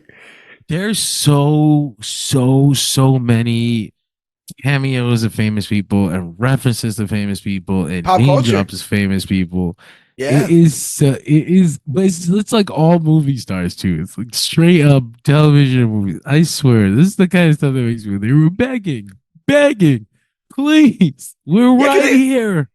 when you think of things like when you think of things like Iron Man 3 where you have Bill Maher like doing a set on Iron Man in universe, like that's very much like we're about to get to the Larry King of it all. This is the Yeah, Larry King of it all, isn't it? Oh, we're yep. about to get there soon. So yeah, it's right there. Um, During a media interview with Larry, Tony faces scrutiny over his decision to assemble a team of superheroes, given the limited number of supervillain attacks on the United States. Tony justifies his actions by likening it to purchasing insurance and completely in line with the MCU version of this character. This MCU version of this character wants Yep. to build a suit of armor around the world, not because he thinks something is coming, but just in case it does. And I thought that spoke really true. Whether or not I agree is a completely different story, but I buy his motivation. It And makes sense. that's all. And I love I love that the aloof playboy thing is not a Bruce Wayne parody act thing. Like Yeah. he just is. He just happens to be also a What do you kind of think of shitty. what do you think of Jarvis? Funny, but they at one point don't they reference Alfred? Don't they say that he has like a Yeah, dinner with all the other yeah, yeah, butlers or yeah, something that yeah. he's gonna go on? I thought they were doing the Alfred thing a bit hard, like to the Yeah, yeah. Even before they said his name, when they said his name, I yeah, was like, okay, so they are doing the Alfred thing. I'm right. I'm not bugging. But yeah, he's like bringing soup to him at where he comes off of his, to get derobed and stuff like that. Um, Not to say that Tony Stark having a butler is an Alfred thing. I mean, he's always had no, no, no. Jarvis. I just mean the overly sarcastic, because some of it was uncalled for. Like, why is Jarvis being this way? Like, what did he do to you? I think another thing we should say. I mean, I read 6 issues of this. There's not one talk ever of secret identities. There's No, not one nobody. talk ever No, of like, yeah, like we gotta hide who these people are or anything like that. The Tony Stark, he is Iron Man. That's just a one for one, and everyone knows. And so I think that's interesting because that is such a like that's half of the plots of superhero movies. Before this came out, it's like, how do I tell it? I'm just burdened because they can't know, and I want gotta them be to two places hurt at my once. family. Oh Yeah, no, they it hurt just them gets right. anyway. Oh Yeah, no. can't believe you lied to me. I skip past all of that to get to here, and I feel like once you do, you kind of deal with more adult stuff, which is kind of what we're dealing with here. Do you think Tony dealt with that interview well with old Larry? You think Larry raised good questions about? I think Um, coming onto the interview with Shannon Elizabeth just floating around you is what already there's like a birthday cake in the background or something like that. you're already messing things up. But he handled Damn it it. pretty. I mean, he handled it all right. He said he said all the right things, all the Tony Stark things that a Tony Stark would say. My spider sense started to tingle when they name dropped that the only real villain that has ever been on Earth is Magneto. And there's no Oh, chance of him coming back. And I was like, I read Ultimatum. Yeah, y'all not gonna be happy. oh. He comes back, and it's a lot here. Um, but yeah, I thought that was pretty interesting. I've always loved pre-established big bads in a world where we don't have heroes yet. Like I always love so there is a ultimate that we have to get down eventually. So I love the idea there. But yeah, but Tony's like, oh, I can't have all this superpowered tech because we don't have villains yet. Well, what happens when they come? And it's like a little bit of that is the Vision, your existence invites challenge kind of stuff. You know what it is? You know what it was? It's that Uh, Mark is that Mark had written the Ultimate X-Men first. He I was thought the tying Kuberts were on that stuff. he did issues 1 through 12 Okay. and 15 through 33. The Kuberts they do the art for the entire time. Oh, so he's a Adam, writer and they do the art. yeah, yeah. Okay. Adam and Andy. They're both on. Ooh, Esad Ribic is on there too. Oh shit, Kubert. Chris Bacalao. That is a lot of heavy hitters on this. David Finch. Jesus Christ. Okay, it keeps going too. Every time I think I'm gonna put it down, I'm like more and more impressed. It's so bad that book sucks so much. Anyway, but yeah, that was the Magneto So thing. okay. So I mean, he knew he was going to rope him back in. He does end up coming in, in huge fashion. Um, Meanwhile, in New York, Janet Pym takes it upon herself to guide Steve Rogers through the intricacies of the modern world as they embark on a shopping excursion. However, their visit to Rogers' former apartment reveals extensive vandalism, highlighting the stark realities of his time away. I'm so happy he didn't say or do anything racist. I'm so happy. When they opened that door and I saw that graffiti, I'm like, man, they're on the tip here, man. They're on the tip here, and they just They they didn't. they, they attribute it to druggies, and druggies can be anybody. But I'm just sitting there like, boy, y'all getting close. Be careful what y'all say here. I was There's one. I thought that not only did they come dangerously close to having Cap say something, they came dangerously close to just it being fucking racist. Yeah, Like, yeah. like There's a bit of that too. There's a bit of that too. I think of when Luke Cage busted those guys in Secret War, in that first issue of Secret War. He's like, I what know are y'all you do drugs. yos doing out Yeah. here selling crack in my neighborhood? Cold crack cocaine. Um, again, now this could just be me. Was I sensing a bit of fireworks between Steve Yeah. and Janet? Is that something I'm Yeah. supposed to be feeling? I Because I actually have not don't know. read past this.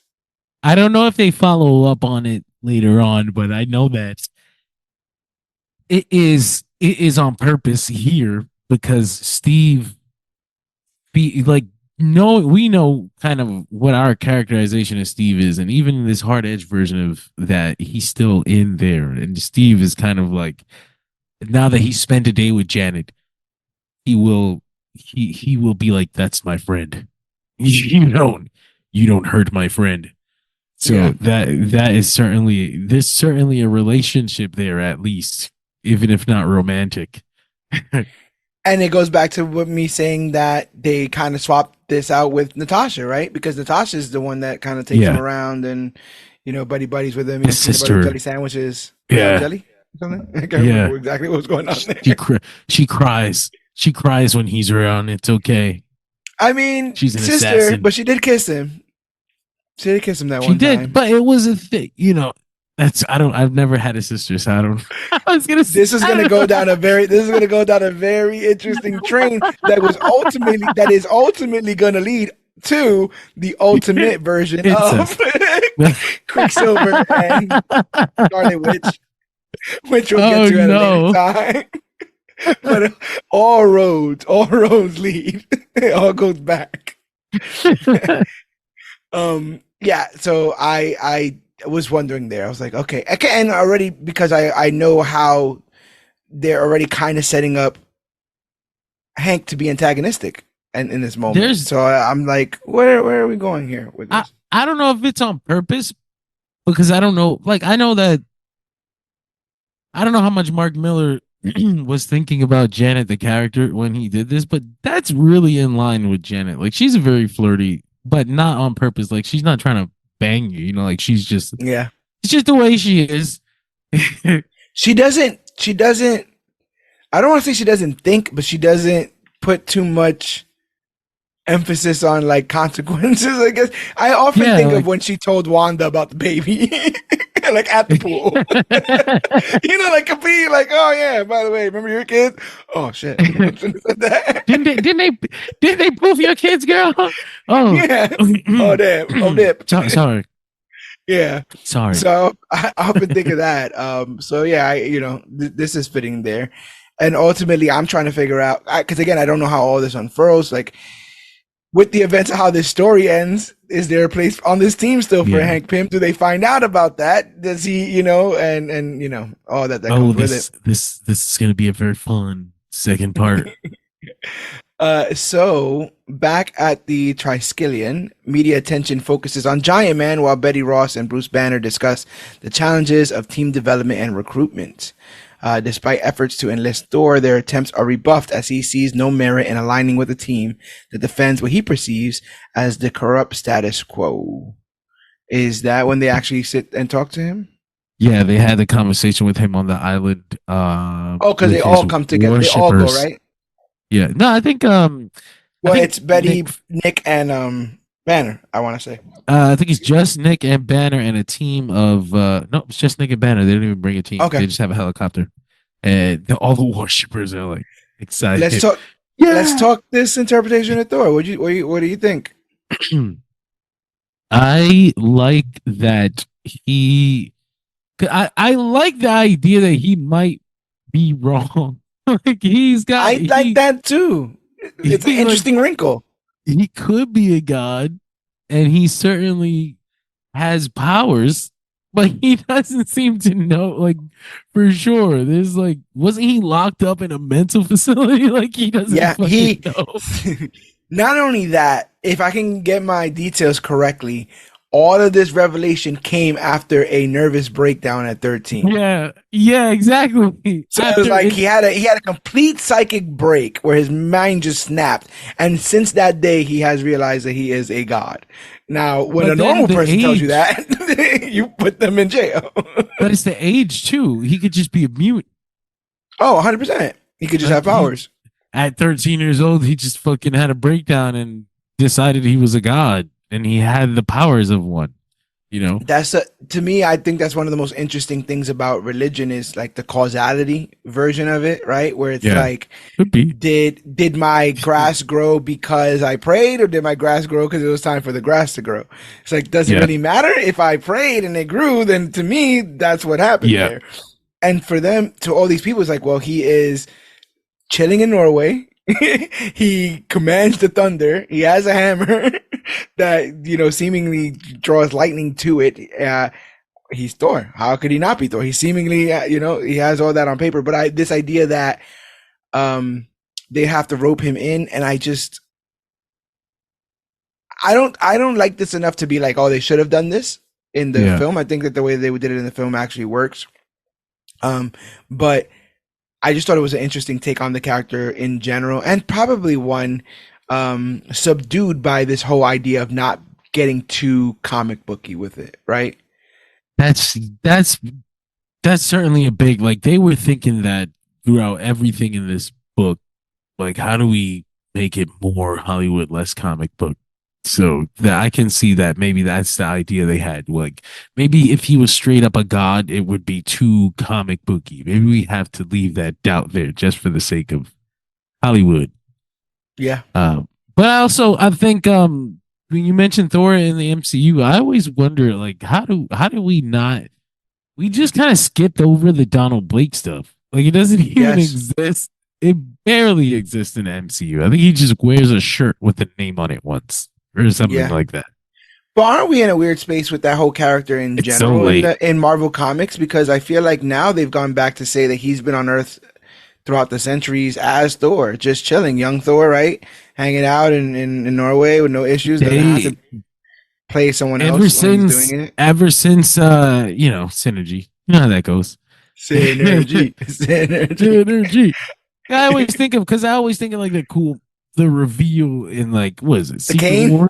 Where Thor finally comes back to life. You know, he puts Yeah. or they think he comes back to life because it's all these Donald Blake imagery, and then it turns out it's fucking Ragnarok. Yeah, not the But good one. just there's a good one. No, that's fucked up. No, There's a benevolent one. just the idea in 2006 that Donald Blake was still prominent because you can do a reveal like that, like it's Donald Blake hints and then Thor comes, and just a couple years later, like you said, he's gone. It wasn't. Did you ever catch the Donny Cates? Is it the Donny Cates story with Donald Blake? I don't think so. There's a Well, I don't think I've story. caught it. There's a story where I want to say it's Donny Cates because he's the one who took on after Jason Aaron, if I'm not Yeah, mistaken. yeah, And in that story, it is revealed that they put him in like a pocket universe or something, like a Pleasantville almost kind of place, like to kind of keep him okay, and for thanks or whatever reason, like the actual Donald Blake guy, yeah. and he realizes and murders everyone in the Oh thing, God, I and have read comes this. back as this like psycho, long haired, long bearded, fucking like crazy man. I thought it was so well done because again, he's such an aspect of that character that people pick and choose whether or not they want to include. And so whenever they find cool ways to bring him back, I welcome the Donald Blake of it all. I agree. I agree. And again, I love that he's the outsider because he's like, I don't want to die for this country. Like he's the lame. He's like, oh, look at this pussy. I'm like, no, yeah. As weeks pass, tensions with the Ultimates simmer, culminating in a heated exchange where Hank Pym's insensitive remarks push Bruce Banner over the edge. This is not that. I don't, because this is Yeah. the casting moment, right? Yeah, this is where they go and they start casting everyone. And Hank tries. He's not the one. He's honestly not the one who pushed Hulk over the edge. He was just trying to say something, and before he could say it, everyone else kept insulting Yeah, Bruce. And then yeah. when he finally goes to get his out, it's all fucked up. And he's like, "I was just gonna say he looks like Steve Steve Buscemi. Buscemi." And I was Yeah. like, "Fuck." And they go on and they blame him for like the entire book, but he didn't even do it. It was No. all of you because everyone in this book is an asshole. You're all assholes. And it's quite ironic. I mean, they never outwardly stated. Maybe somewhere later on, because it's too juicy of a innuendo to leave. But like, he's quite frankly having a bit of a mental dick measuring contest with Hank in this. He Yeah. was brought on to be a scientist and get things done with the super soldier serum. None of it's working. He couldn't replicate it when Cap was gone. He can't replicate it with Cap being there. And all Hank seems to do is get better at this whole pin particle thing. He's Yeah. shrinking, he's growing. He's the hot shot scientist on the team, who's in a on paper loving relationship, while Banner is failing at relationships, failing at being a scientist, and then walks in on a party he kind of not invited to. Right, like they're all Yeah. kind of chilling and hanging, and that's enough for emo Banner, bro. That's one too many. But talk about that cast list real quick. Do you have it in front of you? Yes, I I know the do. So obvious one is Samuel L. Jackson that they bring up for Nick Fury, which I thought was great. they tell Cap that they're actually already working on a 3 picture deal with Brad Pitt starring as Captain America. Okay, and yeah, he's then like, who's Brad Pitt? and then obviously Nick Fury's like they're like, who do you think gets you to play you? And he's like, well, that's Mr. Samuel L. Jackson. Of course, that's not even up for debate. I'm like, well, Right, duh. right. Of course. Who else? He says Nick says Tony Stark should be Johnny Depp, but there's like a weird lapse of writing ability because he just this is not how a person speaks. He says No, no, from hell's Johnny Depp. Like nobody yeah. knows who the fuck Johnny Depp is. Like shut the fuck up. Well, but also From Hell is like was like probably a year before then. I want to say it had From just come out, hell's but Johnny Depp. that would be like saying Madam Web, Sydney Sweeney. Like Yeah. you would pick three other movies before you would pick that one to describe that character. It's quite strange. What do you think about old girl getting upset thinking Fury's a racist? That was actually funny, because she says, well, she says, she doesn't think Tony should be Johnny Depp. She thinks he be Howard Hughes, and then Right. he tells her, he Like tells her, what does he tell? don't. He says like don't discount Johnny Depp. That boy got some range. From what I can remember, that was basically the gist of what he was talking He about. said, picture him doing Ed Wood in an Iron Man suit. Hmm. That's then he tells her Miss Lucy Liu, and she's like, well, fuck you, like fuck because I'm Asian, because you're Asian, because we're all Asian, right? Who'd be your backup choice? General Bruce Lee? Also, and maybe this speaks to my inability to see color. Didn't know she was Asian until she said that. Lucy Liu? No, Oh, damn, that might be the most anti-racist man of all time. You look at Lucy Liu and go, "I wonder where she's from." Asian? I wonder. No, Asian. I didn't know Janet was Asian in this. I didn't really think about it until you said it now. But when she said I'm Asian, it didn't register to like. I guess she looks so Asian that I didn't think it. Like I was like, oh, like that makes sense. Right, Yes, you right. are Asian. You're absolutely right. Yeah, Like, all these girls are doing the makeup with the with the eyes, and I it's the thought that's what was winged going on. eyeliner. Yeah, and I thought she was just styling and profiling. I forgot it was 2002. They weren't there yet. Um, and this haircut's a bold choice in 2022. I mean, through Yeah, 2002. yeah. So she's out there rocking it. So the ever depressing Bruce Banner They calls called him the little boy Betty. from. They called him the little boy from The Sixth Sense. They called him Oh Stuart yes, Little. Yeah, I remember the Stuart Little thing. I remember the Stuart because he couldn't remember his name. I remember the Stuart Little But thing. Calling him Stuart Little is what set him off. He's got Why? a thing. He's got a thing, I guess, about that Very movie. strange. But you know what's the worst part about this?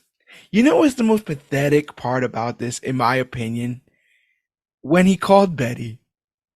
Hell, I think him calling his ex-girlfriend at the lowest time to confess that he's done something stupid is one of the most pathetic things you can do.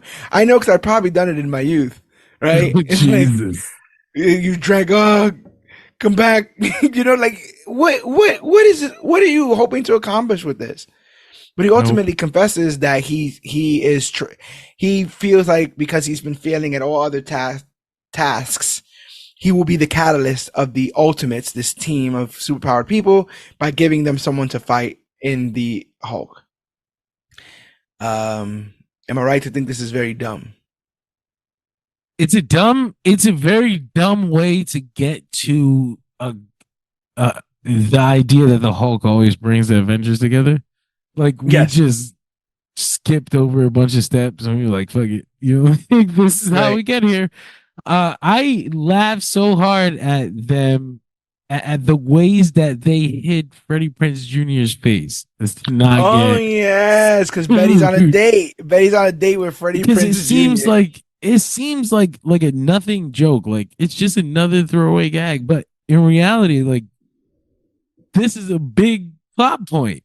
Betty Yeah. is on a date with Freddie Prince Jr., and that's what ultimately makes the Hulk like freak the fuck out. Freddie Prince Jr. Like he spends the next issue trying to kill Freddie Prince Jr. That's a big thing that you can talk about with your friends. And there's the time the Hulk tried to kill Freddie Prince Jr. for fucking Betty. He and this is a smack dab in between Scooby Doo 1 and 2. Which are probably, the biggest movies Freddie Prince did, besides the horror stuff. So I find that all very, very, very interesting. I thought it was funny Bruce just died. It's Yeah, like 3 seconds. Like I thought he was gonna Hulk out, but it's cut to the yeah, ambulance. He's yeah. fucking dying. I was like, oh, this is not go well, because he says he did some kind of weird, right? Some He weird injected himself sciencey thing. with the super soldier serum that he collected from Cap. But he can already Hulk, right? So this is like Yeah. like a not like this is like a worse Yeah, Hulk. like he fucked up bad. Like that's why this thing was freaking out. Horny, right? Horny. He injected himself with the blue pill. What's going on? See, Alice. So, let's see. Following the injection of the super soldier serum, Banner undergoes a transformation into a Hulk unlike any seen before, more powerful, enraged, ravenous, and driven by primal urges. He wants to. This Hulk really wants The to. fuck? Roar, Bane. These Hulks going around banging buildings. It's so good. Oh, that Bane makes me laugh so much. The Ultimates mobilize to contain and neutralize this new threat, with Nick Fury bargaining with Thor, who demands double international aid as a condition for his assistance. I like them. I like Thor's weird freelance position on this team. I really like it. I really like it because as a god, a ruler of a realm, this should be more of a when I feel like it kind of thing than like Thor, you go over here. Excuse me? Thor, if you could please. If you could please go over there. Oh yeah. I totally can, bro. Sorry about that. So I like that he's on that he's like, I want double the humanitarian aid for like in general. I want double the budget for humanitarian aid, and then I'll come help you guys out. I thought it was funny that they said something like, he wants Bush to double the international humanitarian aid, and then they all just agree that it's not gonna, like, they just move on. Well, I guess he's not coming. I was like, what are you saying? Like, They just gave up on. Yeah, they just gave up on. Oh, that ain't happening. Yeah, because a lot of them are like, anyone speak to him? Anyone speak to Thor? He's like, yeah, no, yeah, he's not coming. Um, but yeah, like the idea that all this drama, right, to try to replicate the super soldier serum, I mean, come on. If they needed a healthy boost of energy that increased their focus and improved their overall well being that bad, I could Here have he pointed them in comes. the right direction. All I had to do was introduce them to Magic Mind. You see, whether you're managing a super team of powerful adults or the creative team over at ComicBookClique, one thing is for sure, you need to be on your toes, full of energy, and you need to stay focused. Unless you've been frozen in the ice, you know that Magic Mind has been a game changer for us over here at the CBC. I've been downing these green shots in the morning, and let me tell you, they are a game changer. They don't have any of that negative side effects like this super soldier serum where I'm flipping out and I want to kill Freddie Prinze Jr. I got no beef with Freddie Prinze Jr. I love Fred from the Scooby Doo series. But Magic Mind totally amps me up for the day and it puts me in the zone to get stuff done. You can catch me sipping on those bad boys in my car on the way to work. And I said bad boys, but bad boy, literally one is all you need. You could take it with a cup of coffee or without. And the more that you take it, the more you see the actual effects of it. Prolonged use multiplies the effects of this stuff. So you guys just make sure that you stay on it. They've replaced my copious amounts of coffee I usually drink in hopes of keeping my energy up, and it allows me to sleep better. It's not heavy on caffeine, so if you forget to take it in the morning, you can still take it in the afternoon without worrying about not being able to fall asleep at night. Matcha is also an ingredient in this thing, and it packs a punch with way less caffeine than your typical coffee fix. Plus, it's got these cool compounds called catechins that team up with caffeine to slow down your body's absorption of caffeine. And get this, they are L-theanine in there too, which helps dial down stress. Together, they're like your body's chill pill, keeping cortisol levels steady and dodging that caffeine crash. Think of matcha as nature's smooth, extended release caffeine boost. I totally stand behind Magic Mind because it works for me, it helps me, and I know it could help you or anyone else who struggles with maintaining energy whilst multitasking in this crazy world of content creation.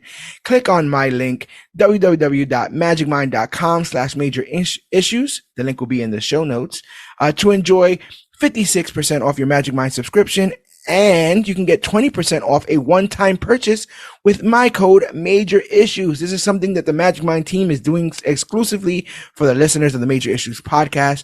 So go ahead, check them out, www.magicmind.com/major-issues to enjoy 56% off your Magic Mind subscription and get 20% off a one-time purchase with my code Major Issues. Do not miss out. This is a limited time offer, and don't waste this opportunity because we all know that a mind, even a magic one, is a terrible one to waste. But, Yeah. but as the Hulk seeks out his ex-girlfriend Betty and her companion Freddie Prinze Jr., Giant Man intervenes, attempting to restrain the raging behemoth. However, the Hulk effortlessly breaks free, viciously assaulting Giant Man and threatening to use his head as a gruesome trophy.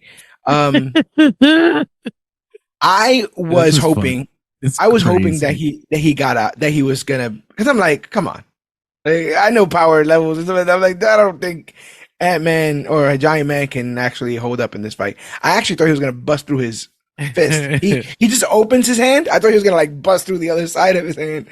Um, I'm trying to ask this in a way that doesn't promote too much of a conversation of spoilers, but is this more so the characterization of this Hulk in this universe, or is this the crazed super soldier serum, like full bore into all the sins version of the Hulk? I think I want to say that they're referencing previous Hulk appearance in Ultimate Spider-Man, right? Okay. And I think that that appearance was a more traditional Hulk appearance, and this is meant as a way to for Mark to get his own version. Like he wants to have a different Hulk than the regular one. So we've injected him with super soldier serum, and now he's a horned up freak. It's Yeah. absolute primal being. Because he's My favorite funny. part So of the super soldier serum is that it's so American. It gives him a like a high and tight haircut. Like it gives him a soldier's haircut. where did this come That's from? USDA right there. Yeah, And he's it's gray.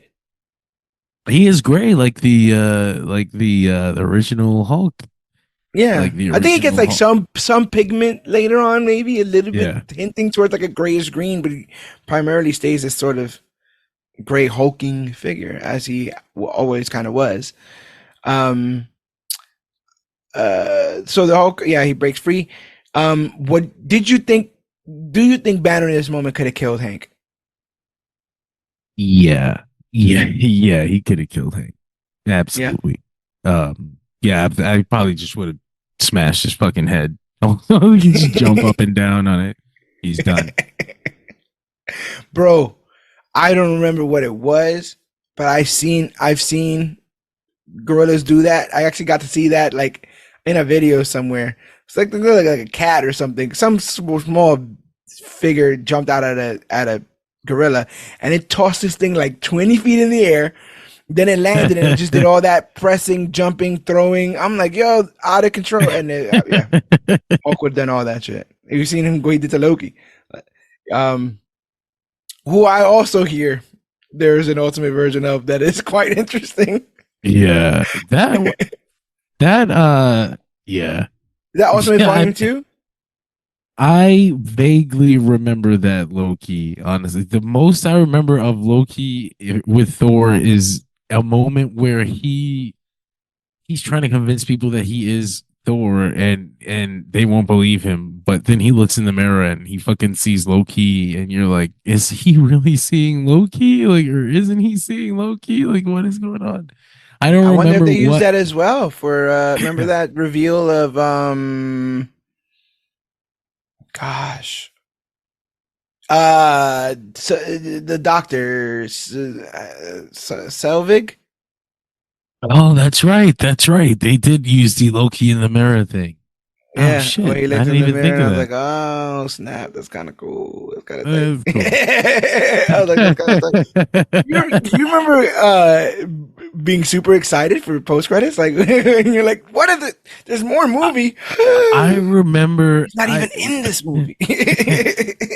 I remember when we didn't know if they were really Infinity Stones in it was like a rumor that the Tesseract, not the Tesseract, that the fucking we had seen already.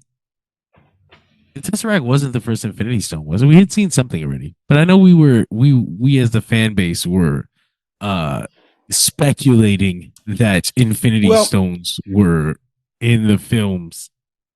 well, the Tesseract was the first one introduced chronologically, but you could have written that off as a cosmic cube because the cosmic cube exists. So there's no Okay, real reason yeah, to see that and go, oh, that's obviously the space stone. You could just be like, oh, that's the cosmic cube. It's when the Mind Stone with Loki I uh think it was the Reality Stone, the ether, but in doesn't the the Dark World. but that's post Avengers. Is it? Because I remember that being like the first Yeah, Infinity because Stone he's mentioned. in jail. He's in jail in the in Avengers. He's in jail now. Now you know what it is. I think that they in Avengers he uses his staff to mind control people because the staff has the Mind Stone in it. I don't think we ever find out that until Avengers 2. Yeah, that it's the Mind Stone. You're absolutely Right. right. Right. So We weren't while aware. Yeah, right. Yeah, so I that's think what it you're right. is. The actual first mention that these things exist might be the ether. And then Guardians gets into it with the power, right? Collector gives the whole speech about it. I'm realizing that they just didn't know these things were going to be Infinity Stones. There's no way you can convince me with the existence of the ether that they knew that there was going to be Infinity Stones, because the ether makes no sense as a stone. Still hasn't explained how they put it back. They just tacked it on. I still want to know how they put the ether back. They just tacked the scene on at the end and we're like, we're putting the Infinity Stone away. Like, you made that shit up right now, today. Yeah. And it's not a stone. It's like the weird little chalice thing that you have in here. It doesn't make any damn sense. So yeah, I remember that being a thing. It's quite funny how retroactively they kind of, dodged things that they didn't want to have to do and found ways to, dig into the things that they did. Iron Man swoops in and, diverting the Hulk's attention, engages in a fierce battle within the confines of the deserted Grand Central Station. Employing his intellect and technology, Iron Man struggles to subdue the rampaging Hulk, resorting to manipulating his thoughts to gain the upper hand. Dug this, Hulkbuster kind of stuff. He doesn't have a Hulkbuster, that's why he's getting his ass whooped. So yeah, what do you think about? I didn't ask you. What do you think about this Iron Man suit? Ultimate Iron Man suit. I always thought that it looked silly. The Ultimate Iron Man outfit with the something about the shape of the head. I can never get over man. it. It looks like he has big cheeks. He looks like a chipmunk almost. He looks like if the Quaker oatmeal guy had an Iron Man outfit. And it had to fit over the hat. Yeah. And over the curls. Why won't you take them off? I refuse. These colors don't run.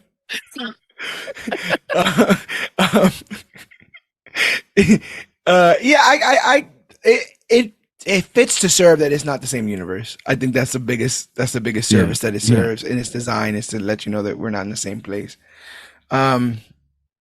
Guided by Fury's orders, the Wasp leads Hulk into a strategic trap set by Captain America.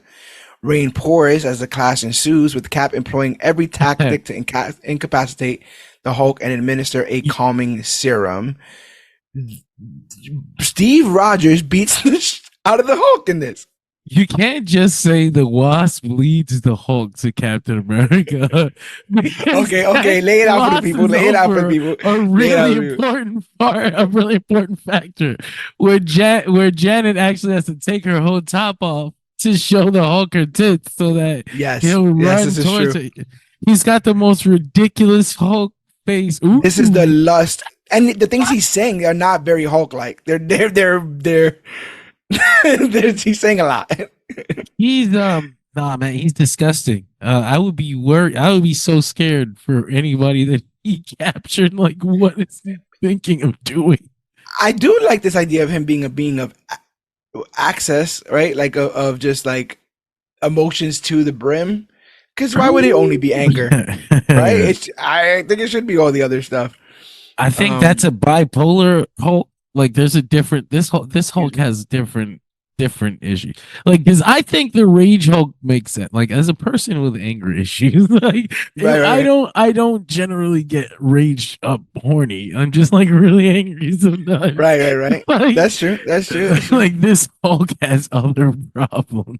Like, he's bouncing through a lot of different emotions at the moment. You might need some medication. There's also like, literally, like I said before, with the drunk ex phone call, he's doing all the worst. You can't leave me.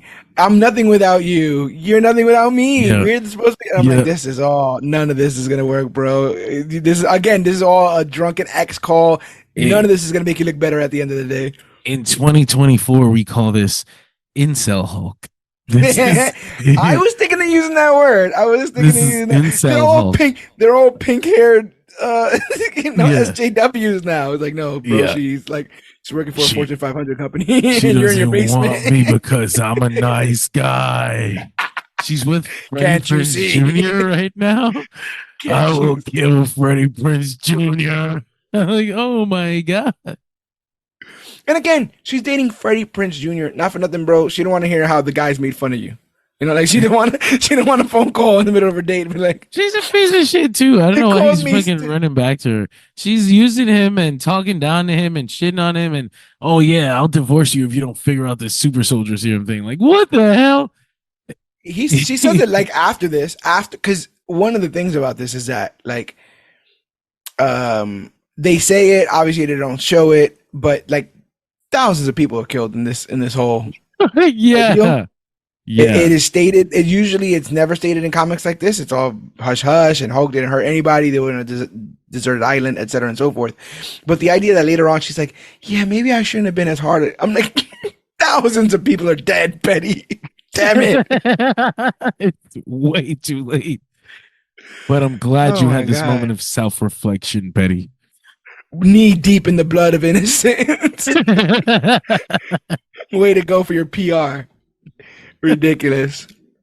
But what do you think about Cap wailing, just beating on Bruce in this instance? Again, I feel like awesome. I feel like in trying to show the universe, like I've never seen Cap portrayed this way. And I don't think he can. I don't know if he can do that on 616. Doesn't he basically say something about like we're on the same stuff? I just have the training or whatever. Yeah. That's right. Because they both have the super soldier serum flowing through them. So I mean, is Mark Miller saying that he is that strong? Like the Cap is as strong as the Hulk, or that Hulk is somehow? No, well, that's the thought. Do you think I'm putting you right on the hot seat, Yogi? Do you think that Batman with Superman's powers, but his fighting technique could beat Superman? Batman with Superman's powers and Batman's fighting technique? That's not even fair. Superman can't fucking fight. He literally learns how to fight from Bruce. Well, that's what I'm saying. Is that the same thing with Banner? Like does Banner technically know technique? He doesn't. He's just smashing because he's a hammer. Yeah, Cap literally he punched him in the face, kicked him in the nuts. Yo, he two-piecing, bro. He's two-piecing in that, bro. I was sitting there like, am I reading the same comic? Like, so it's not that he's. I'm looking at this again, and it's not so much that he's strong or as strong as the Hulk. It's just that he had, like you said, it's just that he has the technique and the ability to hit. Like he's got some form of strength that these punches impact Hulk. But I don't think because he punches him in the face, kicks him in the nuts. He does a whole technique thing. Then he sweeps. Yeah, he doesn't. He also doesn't one punch him. You know, he's not like he hit him once. He's like, oh, problem solved. But yeah, he has to use some sort of fighting prowess. It doesn't even work. He almost got killed. He did almost get killed before Thor came down with his. Well, that's because he was all like open and shut case. Now to stab him with the needle. Needle broke. Needle broke, guys. Needle broke. Needle's broken. The needle's broken. This is my favorite. This is my favorite moment of the book, though. When is it the yes? So Wasp. Tries to hit him with the needle, whatever. In dramatic showdown, Wasp infiltrates Hulk's mind using her ability to pacify his raging psyche and revert him back to Bruce Banner. Before that, because Cap beats his ass and the needle breaks, and then Cap is about to die, and the lightning strikes New York City, and freaking Thor comes in one. It's not like. It felt like a lightning strike. Like Thor arrived in a lightning strike. Yeah. Like, wow. Yeah. And all of a sudden he was on Hulk's neck. It was awesome. And beats the dog shit out of him with that hammer. Like, and then literally is like, bro, relax. Your ribs are broken. Like you're fucking, I broke your shoulder. Chill out. Cause you don't want to get back up. I will do this again. Like I could do this all day, no pun intended. But yeah, man, when not only the beatdown, but the smack talk afterwards, like the, hey, I know you hurt. Like I can hear your bones. I broke your bones. The Hulk just being like, man, get the fuck out of here. You just made me more horny. What? Yeah. I don't know. What? This is crazy. Out of control. Who wrote this? They did not like the Hulk at this time. Maybe they're trying to devalue the 2003 film that was coming out. Not that they didn't like him, but literally, like, you just made me more horny. Like, what? This is Don't you? bananas. Did you not know that was a side effect of doing that to the Hulk? I think No, that I should be mean, put on his weaknesses I on think the there's back a of the lot of card. people like that. Weakness, fetish for hammer beatdowns. Yes. Okay. Incredible moment, though. I and love and it. and again, and I don't want to gain any hate for this, but like I was never really a huge Thor fan. Which is weird because I like mythology, but I just felt like it was a Yeah. weird partnering of mythology and comics. It felt weird because, history and stuff like that. But anyway, they managed to make him cool here, and they put him in short bursts here, and it works. Their characterization of him, um, while it may not be exactly like this scene of him coming and saving the day is very reminiscent of what we would end up seeing later on Yeah. in Yep. Bring Me Thanos and stuff like that. Like just and they did it in a couple What If series too. And it's always exhilarating. You see that lightning strike and they always show it the same way. Like you're supposed to anticipate something's coming and it can only be one thing, the God of Thunder. So yeah, I, lo- I thought he I looked really love cool in that. this. I love that he really wasn't gonna come if they didn't double the international. Yeah. Yeah. He only came because they did it. Like in the middle of the fight, they tell him like, sir, the president just doubled our international aid budget. Like he absolutely wasn't coming. And I guess you just say he gained a soft spot for humans, but what is really our Thor's allegiance to the Avengers? He's just friends with Like, him. right? These are Like fun. when he's in They're fun town, people. he'll My play guy. basketball with them when he's in town, but when he's not in town, it's like, I missed the game. Sorry.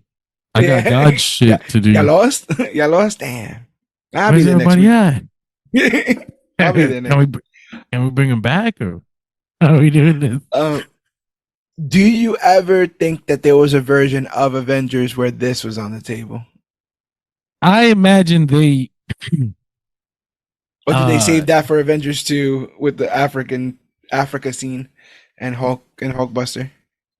you mean in Avengers 1 with with a scene like Thor showing up in this way? A scene like them having to take down Banner. Oh, wait, they do take down Banner in Avengers 1 too, don't they? Yeah, I was gonna say Loki fucks with his head I for a think little Thor's the bit. only one that messes with him though. Thor and Natasha. Widow. But Yeah. yeah, Black Widow does excuse fucking Scarlet Witch does the whole Hulk fight in Avengers 2. Yeah. Uh which is probably could have done it in one. But I think they got enough of the Loki and the Hulk element in there. Like it was like a more of a reference. The Hulk thing Yeah. was like more of a reference than a full on. The fact that they even got to squeeze that in, the both of those Yeah. references to the first issue of Avengers, I think it's pretty. Respect. Yeah.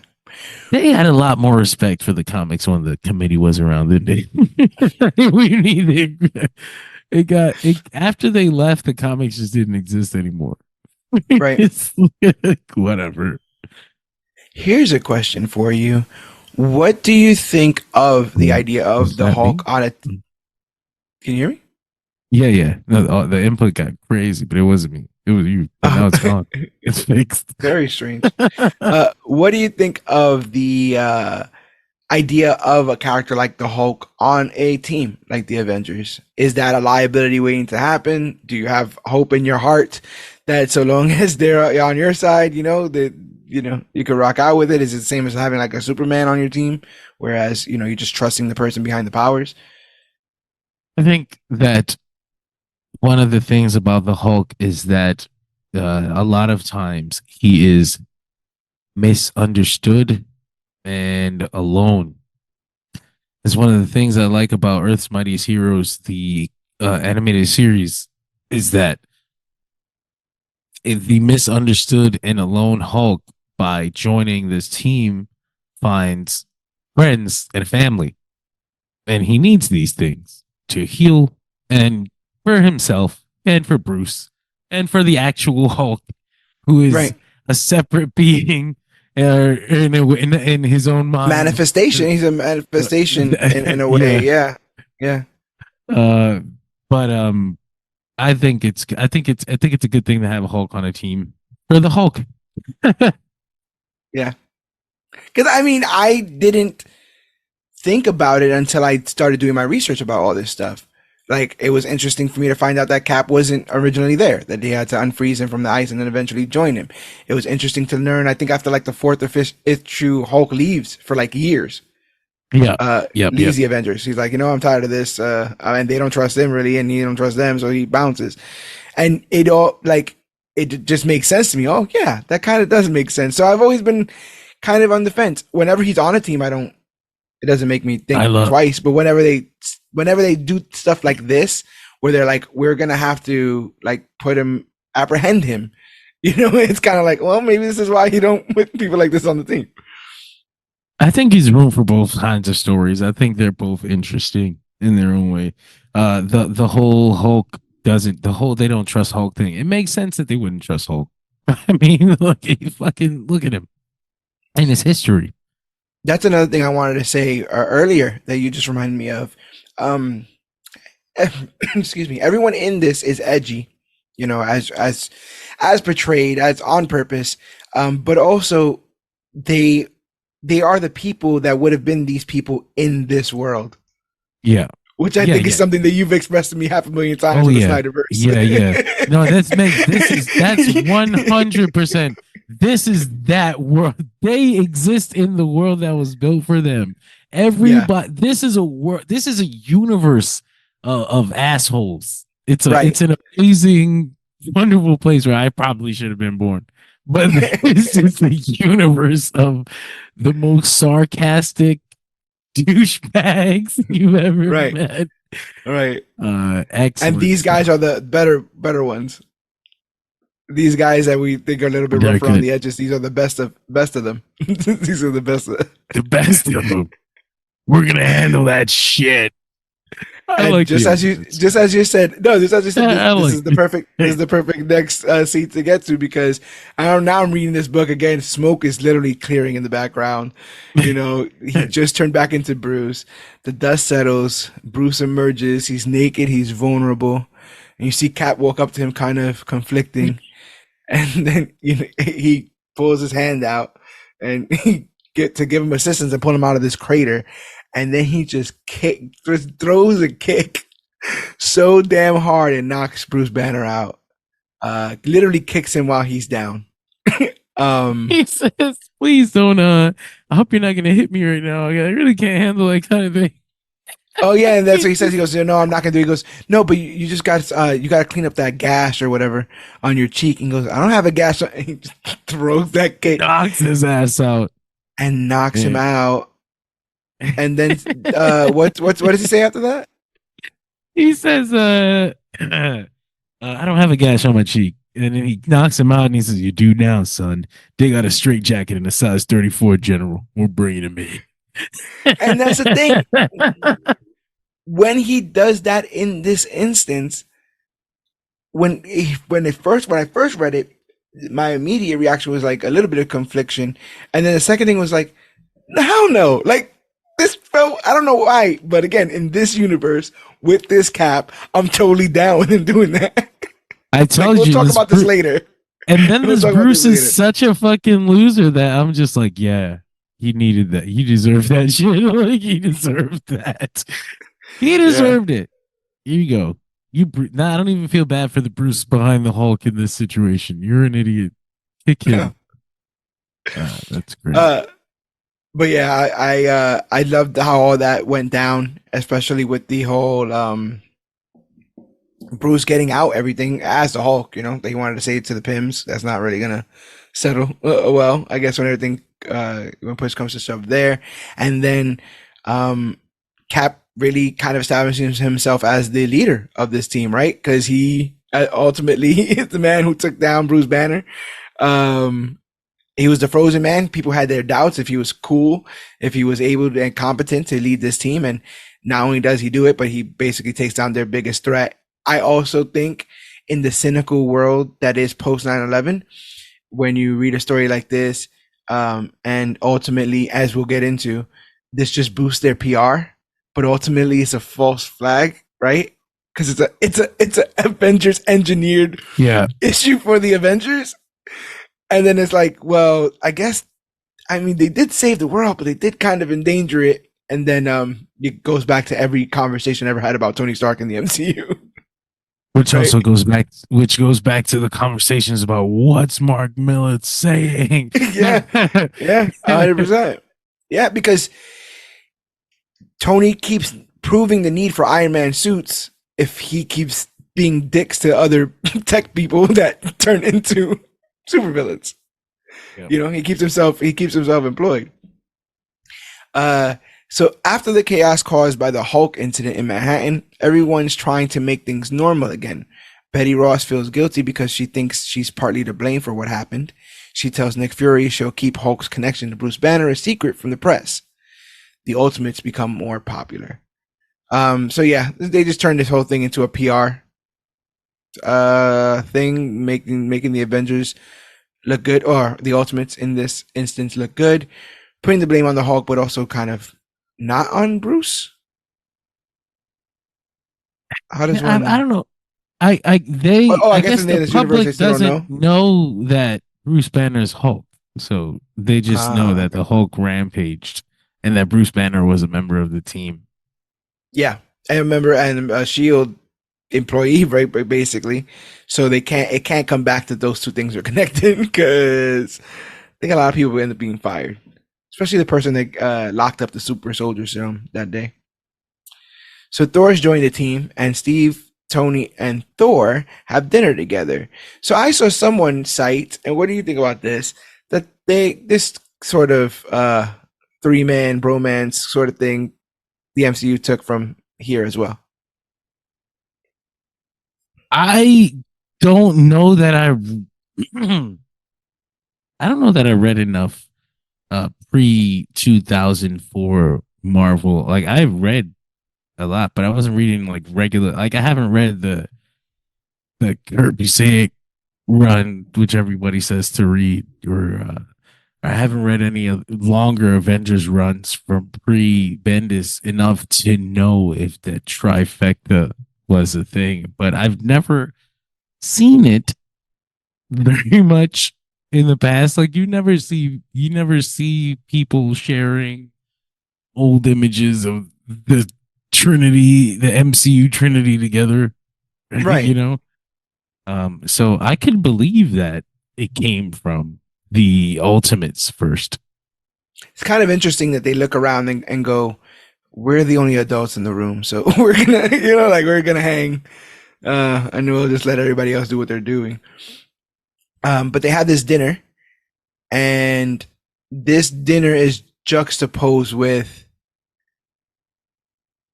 domestic abuse. Like, is that the is that the does it stop being domestic abusive is mutual? I don't know.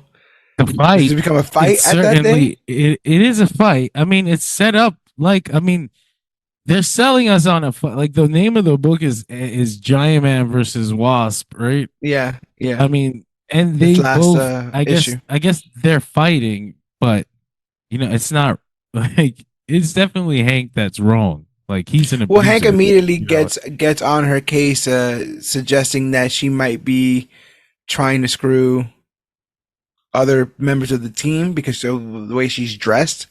he's like a Um, classic abuser, like a classic, but I like felt even like this was before. completely out of left wing. I mean, out of That's left what field. that's kind of what I was saying earlier, where it's like this doesn't make any sense. Like, where did this come from? Like, they didn't hint at him being an abuser before, and it's not like it, he just all of a sudden started showing these tendencies out of nowhere. I mean, I've never been abused before. Maybe this is how it happens. Maybe Yeah, that's they also just true. maybe they just get this way out of nowhere, and it's like, oh shit, what the fuck? Um, and if that's true, then you know what? That's really impactful the way they did it then. But in a storytelling sense, it kind of feels like whoa, what the hell is going on? Like, why is he? It kind of reminds me of the whole of the way they got to the Avengers having to fight the Ultimates having to fight the Hulk. They're definitely not the Avengers. That's fucking Right. not the Right. Ultimates. Where they were just like we just came up with this expository thing. Like, I want to fight them. It's just like we want to get to the slap. We want to get to Yeah. the Hank Pym slap, and we want to do our version of it. Like, but That without that getting us there. that's definitely what it felt like, and it's almost tragic that that's what the character is known for now, and that's where they at least felt like they had to introduce it here or at least put their own spin on it. Becomes a full on fight. It's uncomfortable to read, watch, whatever you Yeah. wanna Yeah. uh, Yeah. call it, and also because, like I said, it's juxtaposed in the middle of a conversation with the other side of the team that is just kind of chilling out, and having a couple of drinks and having dinner and kind of sharing stories as to why they're on their team and what they're there to do. Um, Let me see if I okay. No, I didn't put that part there yet. So Thor explains why he's here to Tony and Steve. He thinks himself as a god in a human body. Like I said, he at 13, he had a nervous breakdown, and they sent him to an insane asylum, and he believes he is Thor, the god of thunder, and he wants to save the world from technology because he thinks it's leading us to like sin or depravity, stuff like that. And he straight up says, "I'm not going to fully join this team," but he promises to help when he's needed. And that's when Tony shares that he's dying from a brain tumor. And you said they learned that in Ultimate Iron Man. It's a plot point in Ultimate Iron Man, and they do a whole weird thing. I remember even thinking when I was reading it back then, like, this is odd. Like, what is this weird Ultimate shit? And of course, it was so weird that they end up completely erasing it from canon and making it so that it was actually a television show that Tony Stark watched about his life. I was Ridiculous. I was gonna bring up the thing about Hank and Janet. The I never this why did she have to be like an egg laying creature? Like this fucking Oh disgusting. yes. She's a mutant, and also he was incredibly verbally and emotionally abusive to her Bro, in there's that that. instance. But I mean like Oh, that like the change, the actual, those are real like the actual, things. Like yeah, that really yeah, happens. That's fucking yeah, nasty, dude. yeah. Why? Why Says did like we do that? in bed and stuff. But if you think about it as any other No, I mean, disease or ailment, right? I get Like that that's some part. wild shit to be I like, get that yo, part. Like that's really wrong to say those things when she can't help them. Like that's just who she is, and you agreed to be with her, and she's comfortable being her, living her life with you, and it's like you're gonna yeah. throw it in her face. But just giving Janet this disgusting fucking The narrative choice to like when you can you. choose anything in the world to leave her completely as she is, you say, oh no, by the way, she lays eggs. What the fuck? She lays eggs in people's Horrifying. beds, bro. She eats bugs. She lays eggs. Oh, good. I don't know why, but at the time, like I just I was taken aback because he sounded like every anti mutant Yeah. person out there, right? And you're racist on top of everything, Hank.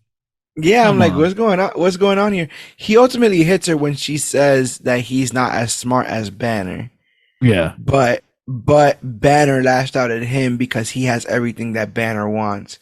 Yeah. Isn't that interesting? That's actually really fucked up.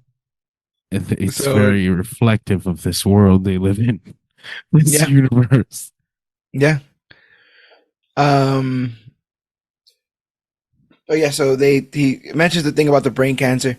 I thought it was convenient. He's like, they say I have like 5 days or 5 years. Like that's a long time, bro.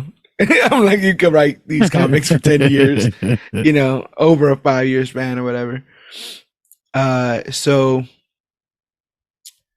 boom, boom, boom. They have a toast to their absent friends, including Bruce Banner. Hank and Janet's fight gets worse. Janet shrinks to escape Hank, but then he sprays her with bug spray and seems to like relish in the idea of what the pain would feel like. Yeah, He's he's like, sick. don't you feel it burning your skin or something like that? It must be burning your skin. Like, I don't know. Like the way he just starts talking now He, is yeah, so he's like a weird. It's villain. such a flip. Yeah. It's out of nowhere, man. It comes out. It's got no build to it. He was a little bit of an asshole of a douchebag, but it wasn't like this dude. Look at his face. Like you shouldn't have made. You shouldn't have made Yeah. me look small, Jan. You shouldn't have made What me is, look small. that's a What villain. the That's a super fuck? villain. That's a super villain origin story. He's an Ant Man, and you shouldn't have made me look small. Like that's a sick joke. Like okay, Right. I get And it. again, how But did she make him look small? Is he mad he got beat up? He got beat up in New York by the Hulk. Man, that's why he's I, so tight. I guess she's on the news. She said his ego is hurt or something like that. When they're Because yeah they were doing the PR stuff. yeah, but Um, well, it's pretty weird flip of the switch. But I can't yeah, wait to talk about what's coming. but wait, but here's the thing. So he's obviously like he says, you know, shouldn't have made me look small. He uses his ant helmet to make the ants do something, and then he like is in regret, or looks like he seems to be in regret of it. What am I supposed to believe happened here? He you're supposed to wonder if Janet is dead. Right. Okay. He literally because he's got pills all around.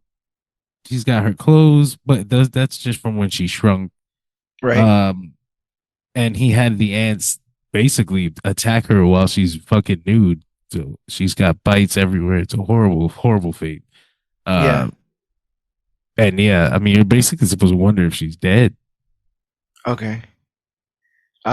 He did send a lot of ants. Like she's just That was hiding underneath a thing. It's like became a horror movie at that point. And yeah. again, the abuse is the fight is visceral. It's they don't shy away from it. It's not shadows, right? There's bloody noses. There's broken, uh, glass, stuff like that. He's beating up his naked wife. It's like the sickest shit you've ever seen. Right. And these are our heroes. We just got introduced to them. This is issue 6. The bug spray is So goddamn. This is like, whoever thought of that is fucking sick. It's hilarious though. bonkers, and again, his demeanor with the whole thing, like he's gleeful in this. It just makes you think when you're someone so quick to turn to the words and the stuff that he said about her, and then this, right? Like, was this all up his sleeve? Like, what like, you know how to keep his woman in check? This is what he thinks is scheduled maintenance? Like, does he believe they're getting together after this? After she learns her lesson from this spraying incident? It's one of those things that it's like people don't think things all the way to their ultimate conclusion. They just act. Their ultimate conclusion, you say? No, I didn't. Actually, No, you're 100% right. And these that's why they call them crimes of passion, right? it's sick though. Uh, This is sick. and no, it's because again, you would have to. It makes you want to question whether or not you believe this character is capable of killing his wife or not. I guess some people would want to ask the question of why did Mark Miller do this? Why did he do this with these characters? Did he have to do this with these characters? Should he have done this with these characters? I I think that I don't believe it was like anything outright like malicious. I think he I was didn't get right, exploitation from it. right. I Yeah, I just didn't get think exploitation from it. he was trying to do an extreme version of a notable moment in Marvel history, and he chose this because he thought it would play better to a Hollywood script. And Yeah, it it's so intense though. It's so crazy to read. Just like it's so, but it is also one of those things that you absolutely would see in a movie that you of that time that you'd be like, what? Why would they do that? And in the end, on the team, right? So you're Yeah, like, but it gives him an edge. But it would like more, ironically, it would more resemble something like Watchmen, right? yeah, Where it's yeah. like the protagonist team that I'm rooting for is they're not all great people. Someone someone said this was a deconstruction. I swear I saw it on Twitter. It's not mine. I don't want to take credit for it, but someone said the ultimate is what it would look like if a 14-year-old wrote Watchmen. that's Like quite that's quite interesting because that would also mean insane amount of insight as well as though still. Um, he's a great 14-year-old. He's got yeah, good grasp. he, he, Except he, this is a he 40-year-old man. No. right. It was really good at his fucking his job. He had it No, fast. 100%. But no, that's what I'm saying. Like, I think the only reason why we have this comparison now is because they, like I said, they pulled back and realized 10% less of this is the perfect recipe. But that means Yeah. he had it 98% good, Yeah. right? Um, it just so happens that now that we know where it sits better. But again, for the what it needed to do here, it serves its purpose. I'm excited to read the rest of it. I'm excited to figure out where the rest of this universe goes. I I get read this. Ultimatum out of context. I read Oh Ultimatum out of gosh, it's context horrible. years ago because everyone kept talking about how crazy it was. Um, and I know characters' names and stuff, so they're like Iron Man did this and Spider Man. It's like, okay, yeah, I know those guys. Um, They did what but to Cyclops? No. but ultimately, um, yeah, I really enjoyed this story because I think we're we're at a point in it where I wonder where the rest of it falls and how it influences the rest of the MCU, or if it does. This could have been the one book they took off the shelves, right? And said we're gonna do this, and I know it goes. I know it goes more I, on, but I got this funny headcanon that Kevin Feige read this and he was like, "What if we never ever use Hank and Janet?" Like, what? What? there was Like, there was a rumor I want to say when we were covering Avengers that they were gonna cast them and put them in it. yeah, they Um, were in it. They were definitely in it but were originally, they were right? they They were were. they the Hank Pym and or are they gonna do I Scott and Hope like they did? I don't know if it would have been Scott and Hope anyway, because I feel like they always wanted to do Ant Man, Hank Pym, right? Ah, Oh yeah. no, bullshit. Because Edgar Wright wanted to do Ant Man, and he does fucking heist films, doesn't he? Yeah, but it would have been Ant Man. That actual film doesn't come out till 2015, so I would assume But he wanted, they would have known he but would have known originally about he the film wanted a after yeah, Avengers. So once yeah, as I was because saying, once he got go ahead. when he got hot. No, I was gonna say when they wanted him to do Ant Man, it was his own. It was its own thing, right? That's the reason why it ended up falling Oh, apart, like like between him and them. But I it wonder, being like, a part of a bigger universe. yeah, I wonder if he wanted to use Scott because of the heist aspect, and that's why they used him in the Marvel movie in the universe that they end up fucking using. I got to read that damn MCU book. It's kind of crazy to leapfrog Hank with how much It legacy it, he's had ne- in the comics. it never made sense to me. I remember seeing the slate, the lineup for the movies, and seeing like Avengers: Age of Ultron, and then Ant Man is the last movie in Phase Two, and I was like, well then. Okay, then that makes sense because I'm sure that means that it's gonna be a big ass Ultron movie and a Hank Pym epilogue film, and then Right. we'll go to Phase Three. And it was like, no, it's nothing to do with each other, nothing, not at all. I also think it's quite ironic because I think Ant Man would have been incredibly helpful in Age of Ultron. They took they took the whole story. Did Mark? I think Mark Miller Mark killed Miller. killed the chances of seeing Ant-Man in the MCU. Hank Pym, he did this. I'm gonna go He with just that. gave it. He just gave it to Tony. This is why we never saw Hank Pym in the MCU, because Mark Miller wrote him as a domestic abuser in the And yeah, Ultimates. they're like, we like the whole book, but not that part with the bug spray. Can you Can we get not rid do of the bug spray all of part? that? All of that. Get rid of all of that. Get rid of the characters too. While we're at it, I don't even want to think We about that. we can say that the Hulk and Black Widow are both monsters, exactly the same monsters. We can do that. She can't have babies. You see. Monster. Um. Yeah, I want to see the culmination of all this stuff. And again, I hear in general, this reboot of the Ultimate Universe has been fantastic as well. And Yeah. it when it's so weird because again, you share such a shared history with a lot of these characters that they only have to kind of semi resemble them for you to kind of just buy it, right? And then Yeah.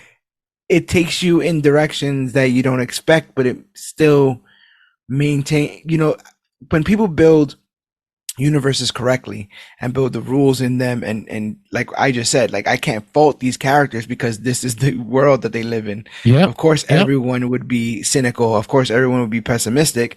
That's the world that exists, that they currently are in. You have to adjust. Now I'm not saying everyone has to be that way, but I understand why these people are.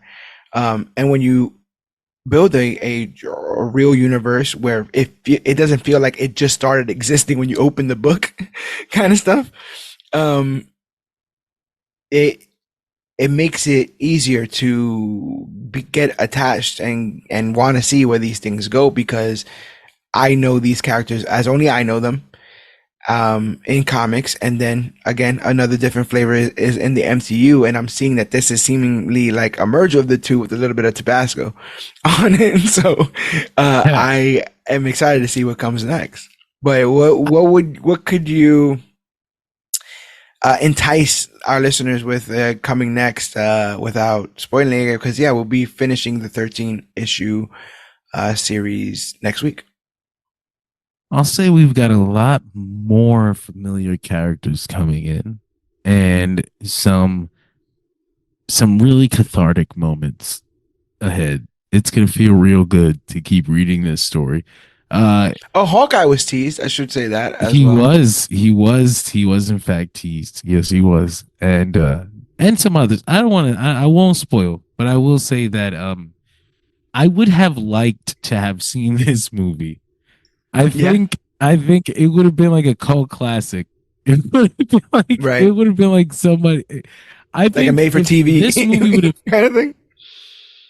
if this movie would have came out when I was 13 years old, or this was 2002, like if this movie would have came out like Spider-Man came out in theaters, Spider-Man 1, and then we got this movie, and this would have blew my mind. This would have been the best movie I I've ever honest, seen in my life.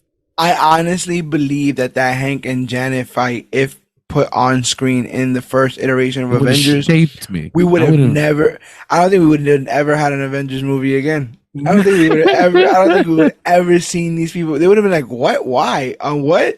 Because of what book?" And everyone would have pointed. They said, This only happened one time. This happened one time." I'm pretty sure that's what people did when they found out Nick Fury was black. It's like, I don't understand why they did that. It only happened one time in one universe. What are they doing?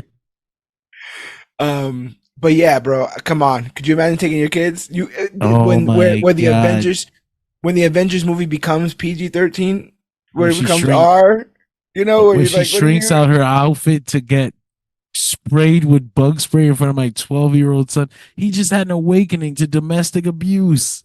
And Horrible. previously, the Hulk was raging around, talking about his horniness and all kinds But of yeah, it doesn't register until the pretty lady is nude in front of the teenager getting her ass beat. being And poisoned and being now he's poisoned. got sick tendencies for the rest of his life. Oh Yes, no. and if you consider this a 1 and 2, this is how the first film ends. It ends this way, What have I and this is done? kind of yeah, and this is kind of where it leaves you. And again, I think like in an X-Men kind of way, in a desaturated, universe, whatever, I think this could be a really cool superhero movie. This would be a terrible Avengers movie. I Absolutely know, fucking I terrible. But it would be, I I think it know would a be guy. a cool, edgy superhero. Oh no. I know a guy who would be the right guy to make this movie. I think. I don't know. You'll just put it on Netflix though. and, then we gotta wait for an extended cut. You Ultimate, gotta it's the wait ultimate three cut. months for the real version. You don't The get the ultimate fight. cut. You don't get the Hank and Janet fight until No, the we get ultimate cut comes out. the ultimate edition. Oh no. How is this? How is this reread for you? It was funny. It was funny because I never read it with adult eyes before. Like I never read it knowing what it was. I only Right. read it when I was so young that it was just I consumed it without really thinking about it. I was like, man, that was fun. All right, keep going. Next one, next one, next one. I don't even know who wrote that shit. Uh Yeah, and now it's like, damn, this is hilarious because I can see it for what it is. And now it's even more entertaining. It's entertaining in like a funny way now. It's I yeah. still got that emotional attachment to it. Like I always thought it was like an awesome story. Like, this is fun. This is great. But now I'm like, I, wow, look at how much they begged for the fucking attention. I always, I look. I was trying to piece together how I felt about reading this, and the way you described it, it instantly clicked in my mind. This felt like reading an early script to a film that you really, really like. And being right? like, they were gonna do what? They were gonna cast who? Wait, why this third act? Why is this whole third act? It's like, oh, okay, they trashed this whole thing. Um, it felt like that. It's like seeing storyboards and a script for a film that you really like that came out really well, but it doesn't resemble it at all. It's the first draft almost. But Um, can you now, imagine? Can you imagine like this must have been like awesome. Like if you're reading yeah, comics at that time and this comes out, this must have been like awesome. Like holy shit, that was a yeah, movie. They wrote a movie. I felt like I watched a movie. You didn't right. know that would go on to to paint the way they tell stories in comics for in Marvel specifically for the next And also specifically 20 years. visually, right? Yeah. Visually, how they portray with these more cinematic shots Oh yeah. to show emotion, or I think of, like I said, Matt Fraction's Hawkeye is like is when they became a series. I'm like, of course, like everything that you need is in there, all the shots, all the dialogue, like when it's starting to resemble that art form, No more and more, no which is why, yeah, no inner dialogue. No inner dialogue, no thought bubbles, no editor's no notes, sound bubbles. no automatopoeia. I think no, it was just sound. It was just loud screaming words. It wasn't any sound effects, you're right. Yeah. Absolutely right. It's a movie. And but I also, but, and this might sound blasphemous because I'm going to use a Uh-oh. professional wrestling analogy. Oh no. Um, with this movie stuff, I think another reason why this could be satisfying to long term comic book fans when it came out at the time was this unpredictability, right? Um, this is not your regular Marvel universe. And you may think okay, about the slap, but what came after the slap? Was it this? No. So now you're gonna buy the next issue because you have no clue where it goes. Do we get into like a hot shot era of this? Do we get to, I mean, I know of some moments, but does the Ultimate Universe ultimately become about shock and awe more so than stake, I, kind of? I, I I don't know that. I know there's some people that have that issue going forward, but I don't know that it's like a line wide thing. I think some of Okay. it was just weird, but it was meant to be different. The only real issue with the Ultimate Universe, the only real problem that the Ultimate Universe ended up having was that it was too influential in the beginning. And the 616 stuff and the main books all started taking the flavor of the Ultimate Universe. And eventually, there was no reason for the Ultimate Universe to exist. It became redundant. And so they killed it. And so what they're doing now with Hickman almost feels like it's not sustainable. It feels like it's a thing like they're going to tell whatever story Hickman wants to tell. And then you know, it'll just be out there. It'll just be this world that's out there that we may do one or two stories in sometimes. Okay. But who knows? Maybe it'll be popular enough that they'll keep it going. Hopefully, they'll let the man finish his story this time before they decide to keep things going. But yeah, the Ultimate Universe wasn't a bad thing. It was. It just got weird sometimes, and then the ultimatum, which I've always felt like was this self-sabotaging thing. Like it's so weird that the Ultimate Universe became this annoyance and this weight, and they were like, let's do this horrible thing to it. Like there's no way, like there's no fucking way that those things aren't connected. I'm No. sorry. There's just no way. I'll No. figure it out. Ever since the whole, and I know there's got to be like a whole trail. That's the story I really want to see. This whole, the whole narrative that they started to downplay characters that they had sold to other studios and stuff like that, or when they completely try to rebrand. Like, no, X-Men's were kind of cool, but what's really cool? Inhumans. Don't you want to play with your Inhumans? You're like, no, I want to play with my X-Men. And like, well, they're all dead. We know This some one's stuff. dead. We know some stuff thanks to creators speaking out about the directives that they were given. Like we know Yeah. for sure that Jonathan Hickman was told like we're killing a Fantastic Four because like Murder doesn't want it done. Like it was right after the Fox thing. So it's like Right. we know at least that for sure there were directives. We know they happened. I'd like to hear what people thought at the time. That's what we don't know. I'd like to hear how people felt about it in Yeah. comics. Like, is this the dumbest shit you've ever heard? Were you sad? Were you sad to get rid of the Fantastic Four? Like Right. I Right. would. Those are the things I want to learn someday, maybe.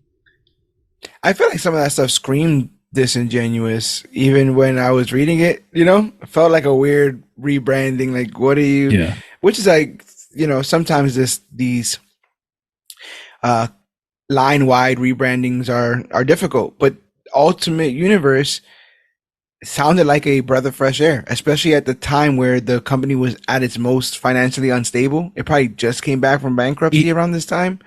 It Um, was apparently from what I've seen, it was around that time. Yeah, they had brought in they had like a, a fucking rotation of executives in and out, in and out, in and out, just not finding the right guy. And then they did bring in a guy who had no experience with comics, and he was like, teenagers can't buy this shit. It costs too much and it's got too much continuity. So let's start it over.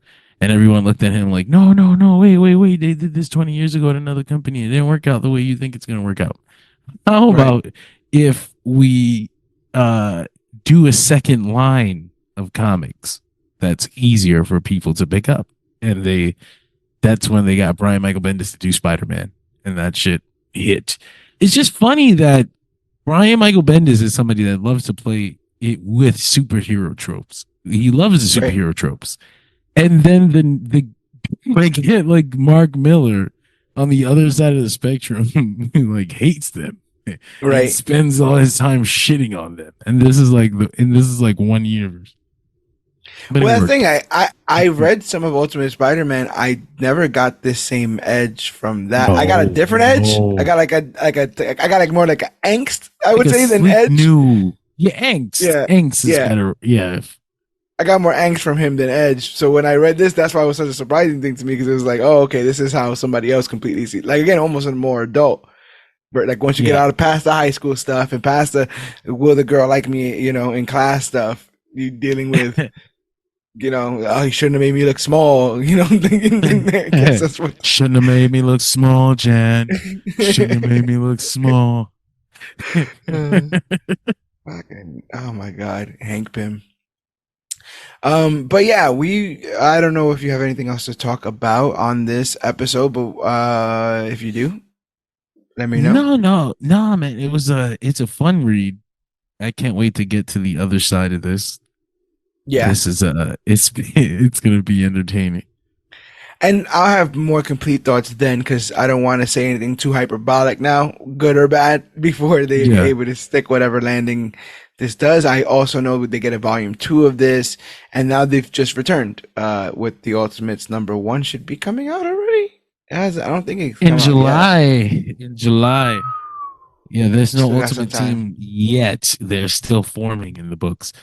But yeah, we don't want to talk about Ultimates too. We don't have to. this one That is bad? this one exists. This one is Okay, good. okay, okay. We But yeah, certainly guys. don't want to ever talk about the third one. Okay, we don't have to speak about Ultimates 3. Um, all right, guys. Well, this is the end of this episode. Like I said, this is a rare two-parter, but I heard such good things about this story. I didn't want to rush through it. I even feel like sometimes with stuff like this, we still rush through it. But I think we had a real good conversation about where they were trying to go, whether or not they stuck the landing, and it will be continued next week when we finish up this series by reading issues 7 to 13. What we do as part of the Major Issues podcast every single Thursday, free of charge, is talk about the latest and greatest things to come to comic books and comic book media. And we do that as a part of ComicBookClique. And we have a website, ComicBookClique.com. So one stop for everything Comic Book Clique, our merchandise, articles written by us, and every episode of the Major Issues podcast. If you go to ComicBookClique.com, boom, a web player pops up right there playing the latest episode of the podcast. So you can go back and listen to all our great episodes. We're in the 300s at this point. So there's over 600 hours of content at comicbookclick.com, and that's just the audio stuff. So go ahead over there and check some stuff out. By the way, if you hit support Comic Book Clique, there's a button up there. It'll take you to our Patreon. Patreon.com/CBC Clubhouse. And for as little as 10 cents a day, $3 a month, you can help us keep our lights on here and support, independent content creators. Like I was gonna say, like ourselves. No, just support us. Um, and yeah, we use that to buy the hardware and software we need to keep providing you guys content free of charge. We do this once a week. We do major previews once a month where we look through comics, solicitations to come up with what we think are going to be the hot issues of that month. We do that via YouTube. So yeah, check out Comic Book Clique wherever you can. Google us. We're at facebook.com/comicbookclick, Instagram at comicbookclick. We use that hashtag comicbookclick to talk about the newest, hottest, latest, and greatest things to come to comic books and comic book media. We're at Major Issue CBC on Twitter, at Major Issue CBC on Twitch. I think we're just C/comicbookclick on YouTube. But yeah, we have a Google presence, people. Just Google Comic Book Clique, and you'll find us wherever you need to. Join the conversation. Tell a friend to tell a friend. If you don't want to give us money via Patreon, go to comicbookclick.com and consider buying some merchandise from us. All designs are made by me, and we get a small kickback. And like I said, we just use it to pay for our hosting fees and stuff. Some of this stuff costs money. A lot of it costs time. It all costs passion, but we got all that, guys, for you. So make sure that you're supporting us on the other end of that. And you can do that for free, like I said, by telling a friend or rating and reviewing us on iTunes. It's the quickest way for us to grow as podcasters and find out what you like and what you don't. Because I've been to the future where we do become the greatest thing to come to. Oh, what? I've been to the future where we do become the latest and greatest thing to come to comic books and comic book media. Kind of a trip up there. It's a bit late. But I can't tell you how we do it because then we mess up the timeline. And I swear, if he can, Dwayne Johnson would play Nick Fury in the next iteration. He wants to secure 10 years of good graces. The hierarchy of power. Yeah, he got LDS though, so we'll just leave that. Oh shit! There. There. But Yeah, man. Follow us wherever we're going, and we're going to the top. But another group of people, another group of fine people going to the top are the people over at DirtSheet Radio. I think John Escudero might know a little bit about those people. Go ahead and let the people know where they can find you, Yogi. Check out DirtSheet Radio across all social media platforms. DirtSheet Radio on Facebook, DirtSheet Radio on Twitter, DirtSheet Radio on Instagram, TikTok. There's others. I will. It is We when you guys are usually on, we put the YouTube. link tree. We usually put the link tree in the show notes so that people can go to your various outlets. But yeah, you guys are killing it right now on Facebook. You're on Twitter. You're on Instagram. You're on Yeah, Instagram. Instagram. Yep, Instagram, YouTube, TikTok. We're gonna have a Twitch. We're gonna open a Yeah, Discord. Um, covering check. live streams and professional wrestling every single day. Yeah, I was gonna say 5 days a week. Yeah, every single day. Monday Night Raw. We have live streams immediately after Monday Night Raw, Tuesday night NXT, Wednesday night Dynamite, Thursday night Impact, and Friday night SmackDown. And immediately after every pay-per-view event, we also cover pop culture news and film news and all types of stuff. It is the middle of the night. I am like I've I'm like bro, Yeah, this is the part. This is the part where we're on fumes. We need some super soldier serum or some magic mind. But make sure that you're following Dirty Radio wherever they're going. And yeah, we're gonna have John on for the next couple of episodes. It's gonna be a really really fun time. So go ahead and check out what he's doing over there. And yeah, we will be back over here for the next episode where we'll finish up the Ultimate. But my name is George Serrano, aka the Don. this is Sean Escudero, aka Yogi. And this has been the Ultimates issues 1 through 6, a recap and review. And remember, whether you need an edgy reboot for yourself, are a man lost in time, a psycho who thinks he's a god, or just hope to be played by Samuel L. Jackson in the movie, remember that we are the Clique, and always remember that you, yes, you, are worthy.